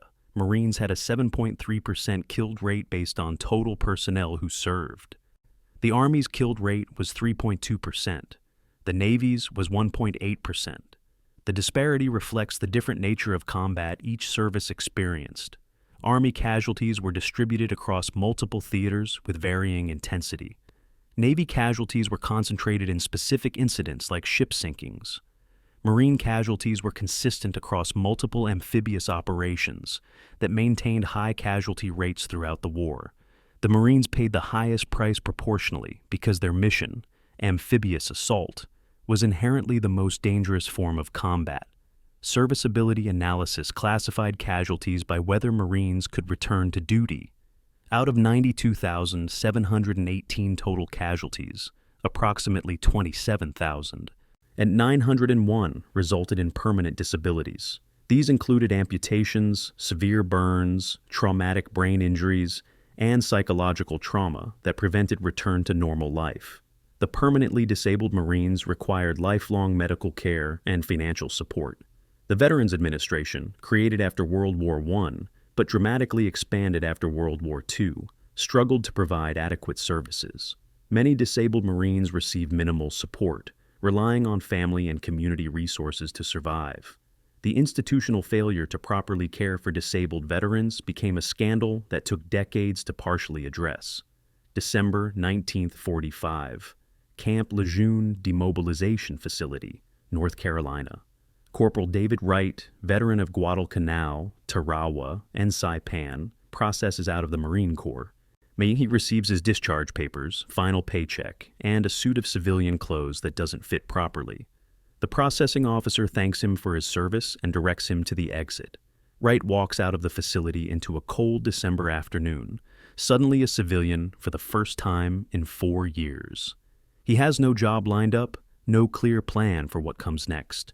The transition from Marine to civilian happens in hours, but the psychological adjustment will take decades. Wright is reluctant to leave the only community that understands what he experienced, but also eager to escape the memories that haunt him. He's not unique. Hundreds of thousands of Marines face the same contradiction during demobilization. January 1946. Congressional testimony, House Armed Services Committee. Commandant Alexander Vandegrift argues for maintaining a large standing Marine Corps despite the war's end. His argument emphasizes that amphibious capability requires year-round training and readiness. You can't mothball amphibious doctrine like you can park aircraft or put ships in reserve. The skills degrade rapidly without practice. The institutional knowledge built through 3 years of combat will be lost if the Corps shrinks too dramatically. Vandegrift requests authorization for 175,000 Marines, down from the wartime peak of 600,000 but far larger than the pre-war Corps of 20,000. The Army opposes this expansion, arguing that Marines should return to their traditional role as shipguards and embassy protectors. February 1946. The debate about Marine Corps retention becomes part of larger arguments about post-war military structure. Some Army generals argue that the Marines should be absorbed into the Army, eliminating redundancy and improving efficiency. The Navy argues that Marines are essential for maintaining expeditionary capability. the public largely supports keeping the Marines as a separate service because their combat record in the Pacific earned respect and political capital. This support prevents the Corps' absorption, but doesn't guarantee adequate funding or force size. The compromise that emerges maintains Marine independence, but reduces the Corps to 75,000 by 1948, barely a third of what Vandegrift requested. The National Security Act of 1947 reorganizes American military structure, all creating the Department of Defense to coordinate Army, Navy, and Air Force. The Marines fight to be explicitly mentioned in the legislation, fearing that omission could lead to future absorption or elimination. The final language includes Marines as part of the naval establishment, guaranteeing their continued existence but not their independence. The Marines accept this compromise because the alternative might be worse, but the institutional vulnerability that characterized the pre-war Corps hasn't been entirely eliminated. The Marines must continue proving their value with every operation to justify their existence. June 1950. Korean War begins when North Korean forces invade South Korea. The Marines land at Incheon on September 15, 1950. Or is conducting an amphibious assault using doctrine developed during World War II.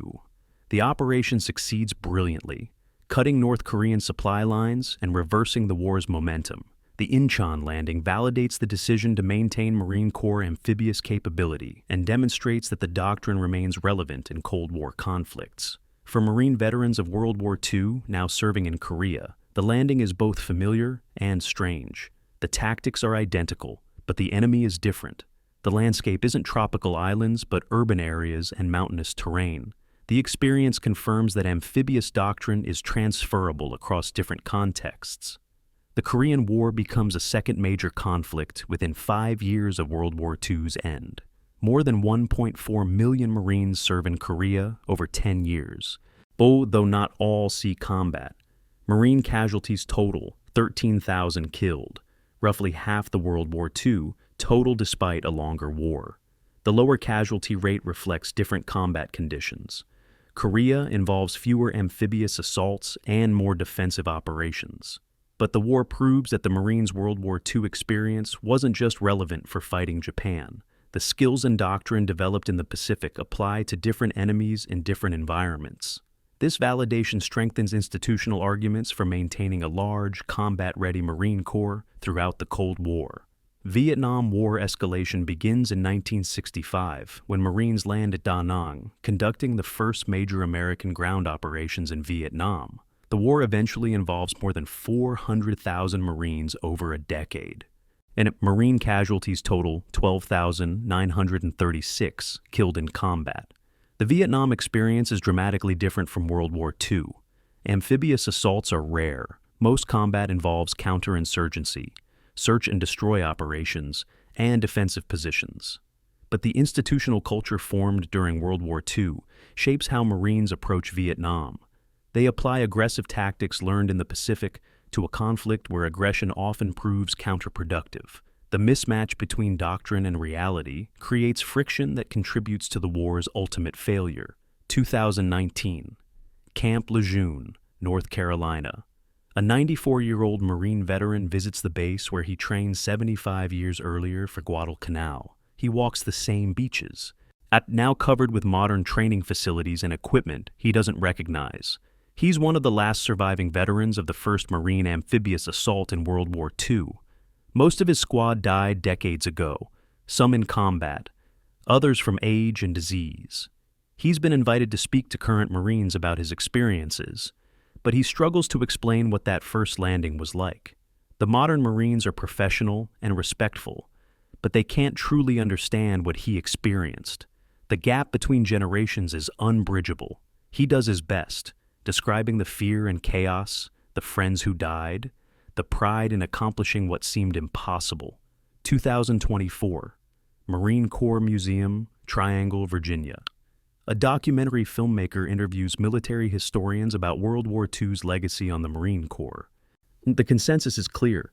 Those 4 years from 1941 to 1945 fundamentally transformed the Corps from a small colonial police force into America's premier amphibious assault specialists.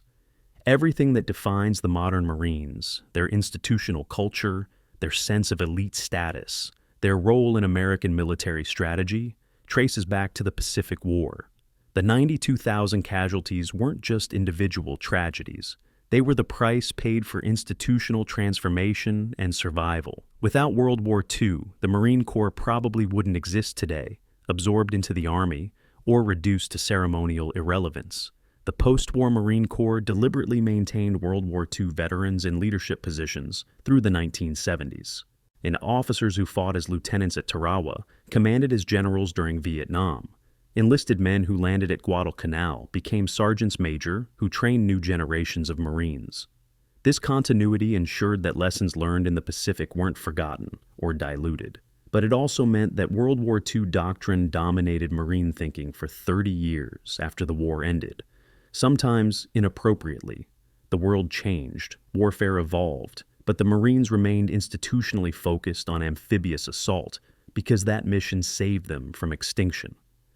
Professional identity statements in official Marine Corps doctrine make the World War II connection explicit. The Marine Corps' primary mission is rapid response amphibious assault capability. This mission statement, formalized in 1947, all remains substantially unchanged today. Every Marine officer receives training in amphibious operations, even if they'll never conduct one. The institutional emphasis on amphibious assault isn't purely practical. It's identity maintenance, a reminder of what makes Marines different from the Army. This cultural identity has strategic consequences, influencing force structure, equipment procurement, and operational planning for 80 years after World War II ended. Modern Marine Corps structure maintains 3 active duty divisions and 1 reserve division, closely matching the World War II organization. This isn't coincidence. The structure proved effective in the Pacific and was retained through institutional inertia and genuine utility. The divisions remain focused on amphibious operations, even though actual amphibious assaults are rare in modern conflicts. The Marines conducted 49 amphibious operations during Vietnam, but these were mostly administrative landings rather than contested assaults. Post-Vietnam conflicts have included even fewer amphibious operations, yet the Corps maintains the capability because it defines their institutional identity and justifies their independence from the Army. Cultural impact of World War II Marines on American society was profound and lasting. The image of tough, disciplined, elite soldiers became a cultural archetype that influenced how Americans thought about military service. Movies, television shows, books, and eventually video games portrayed Marines as exceptional warriors, an image that traces directly to World War II combat effectiveness. This cultural status provided political protection for the Corps during budget battles and strategic reviews. Nobody wanted to be seen as diminishing the Marines because they represented American martial virtue. This reputation, built on 92,000 casualties and 3 years of island hopping, became the Corps' most valuable asset. The institutional transformation from 1941 to 1945 was complete and irreversible. The Marines entered the war as a threatened service branch with questionable relevance and emerged as America's elite assault force with guaranteed institutional survival. They accomplished this transformation by developing effective amphibious doctrine, executing it successfully across dozens of operations, and accepting casualty rates that would have broken less determined organizations. The price was steep. 92,000 casualties represent more losses than most armies suffer in losing wars. But the Marines emerged victorious, both militarily and institutionally. They proved that amphibious assault could work at scale, that specialized forces had value in modern warfare, and that the Marine Corps deserved to exist as an independent service. The burden of this success weighed on the Marines for generations. They had achieved institutional security by specializing in the most dangerous form of combat. Every future operation would be measured against World War II standards. Every casualty would raise questions about whether the mission justified the cost. The Marines chose to embrace this burden rather than reject it, all incorporating World War II sacrifice into their institutional mythology. New Marines learn about Guadalcanal, Tarawa, Iwo Jima, and Okinawa as formative events that define what it means to be a Marine. The casualties aren't minimized or forgotten. They're remembered as the foundation of institutional identity, the price paid for the right to call yourself part of the Corps. Final accounting of World War II's impact reveals transformation at every level: strategic, operational, tactical, institutional, and cultural. Strategically, the Marines enabled island hopping that defeated Japan without invading the home islands, saving potentially hundreds of thousands of American lives. Operationally, they demonstrated that amphibious assault could be conducted consistently and successfully across varying conditions. Tactically, they developed innovations that reduced casualty rates while maintaining effectiveness. Institutionally, they secured their future as an independent service with guaranteed funding and political support. Culturally, they became symbols of American martial excellence. Each achievement cost blood, measured in the 92,000 casualties that the Corps will never forget and never stop honoring. The World War II Marines established a standard that subsequent generations struggle to match. They fought with obsolete equipment against a determined enemy across thousands of miles of ocean and jungle. They developed doctrine through trial and error, paying in lives for every lesson learned.